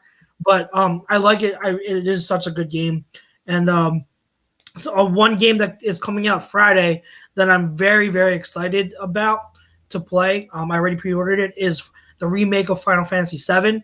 I'm a big Final Fantasy guy, especially 7 and 8, two of my favorite games ever. So them remaking 7, I'm really, really excited, really pumped to play that. I think it comes out Friday. So I'm pumped for that to come out. But those are the games I'm trying to kill time with right now. Yeah, I had played A Way Out with my brother, and that was one that it's a quick story game where it's not intensely too hard to get through, and it's especially fun whether you've played a lot of video games or none, that you can have fun and laugh through as you get through it. And I believe it only took us maybe a week, a night, an hour here or there, a night to get through. So that's a good one too. Yeah, I heard when we listened to the reviews, I heard it's pretty quick. So that's good. Really, really, really excited for FF7. Got a lot of comments, people saying that looks really good, Erica. I'm trying to think of other games like I've been looking at to try to download or try out. Like I've kind of been on the fence on some stuff, but I mean, I feel like once FF7 comes, I'm gonna be devoting all my time toward that. So that's just me. Cool. Any other games you guys want to mention before we get out of here? I saw somebody put in a comment, and he is right. I think it was a Tiger Woods reference. He used to be in essence with EA. Yeah. And I actually found the most recent EA golf game, and they switched over to Rory. And I'm playing it, and it made me realize like how lost I used to get in golf, like just in games, like where you sit down and you start playing, and next thing you know, it's like 3 hours later, and you're like, what did I just do with my life? You know what I mean? Which is not a bad thing in this day and age, but luckily enough, I'm one of the ones I've actually still working from home, so my days now coming up will be more structured. So I won't have as much free time on my hands, but it still feels weird. And before we get out of here, I'm pretty sure we can echo all of us here at A2D and Kevin and Chucks and Ryan, who's lurking in the back, aka Howie. Everyone just stay safe, man. We've been hearing it like these next couple of weeks. You're going to be alarmed by the numbers. Try to get as many rations and provisions as you can without going out. And when you do go out, even if it's just like a bandana or something, I mean, it really does go away in protecting yourself, because you could be good today, have the virus tomorrow, and may not be able to see the next couple of days. I mean, it really attacks everybody differently. So, but yeah, everybody out there, just take extra precautions, stay safe, and hopefully we'll get to the draft at some point. Oh yeah, it cannot come fast enough. I know. Yeah, we got a lot to talk about, guys. I know we have a show next week. Birds of a Feather, we're back on after a week off, and we have our show next week on Tuesday again, and then the week after that, the week of the draft, we will be on Thursday night instead of Tuesday. It's looking like that, so we'll have a live reaction show as we watch the first round of the draft. But even before that, on the 18th, guys, if you're still tuning in, we are having an A2D mock draft special. So tune into that. A lot of people from the A2D crew will be doing a show where each of us will have a certain division. We'll be making our picks for the draft in the first 2 rounds. So there's more news. You'll be hearing more of that as we get closer to that date, but that's next Saturday. Not this Saturday, but next Saturday. And then we'll be pumping out a lot more content. I've got a few more things up my sleeve in terms of content for the draft. If you haven't checked out my videos are on the A2D socials. You can backtrack and see my video breakdowns of certain prospects. And like I said, we'll have a lot of more stuff, articles from a lot of us here, from myself, from other people, the other writers on A2D. Definitely looking forward to it. But guys, yeah, what Pete said, be safe. Please take care of yourselves and your families. All those essential people that still have to go to work. Be safe. Myself included, and everyone that works in the medical field, the grocers, everyone. Take care of yourselves because we want to be able to get through all of this. We want to see you on the other side of all this, quarantine, and hopefully we get to the draft, like you said, Pete. Hopefully we get to this summer, we get some baseball, get some football, and before you know, we'll be all healthy and get back to the way we get to normal life. So, any last words, guys, before we head out of here? No, that's all. I think you hit it all. All right, guys. So everyone, listening, thank you again for tuning in for Birds of a Feather. Another week. We'll be back on Tuesday. From myself, Kev, Pete, Chrome, and in the background, Brodo, our lovely producer, watching from afar. We will see you guys next week. And again, be safe.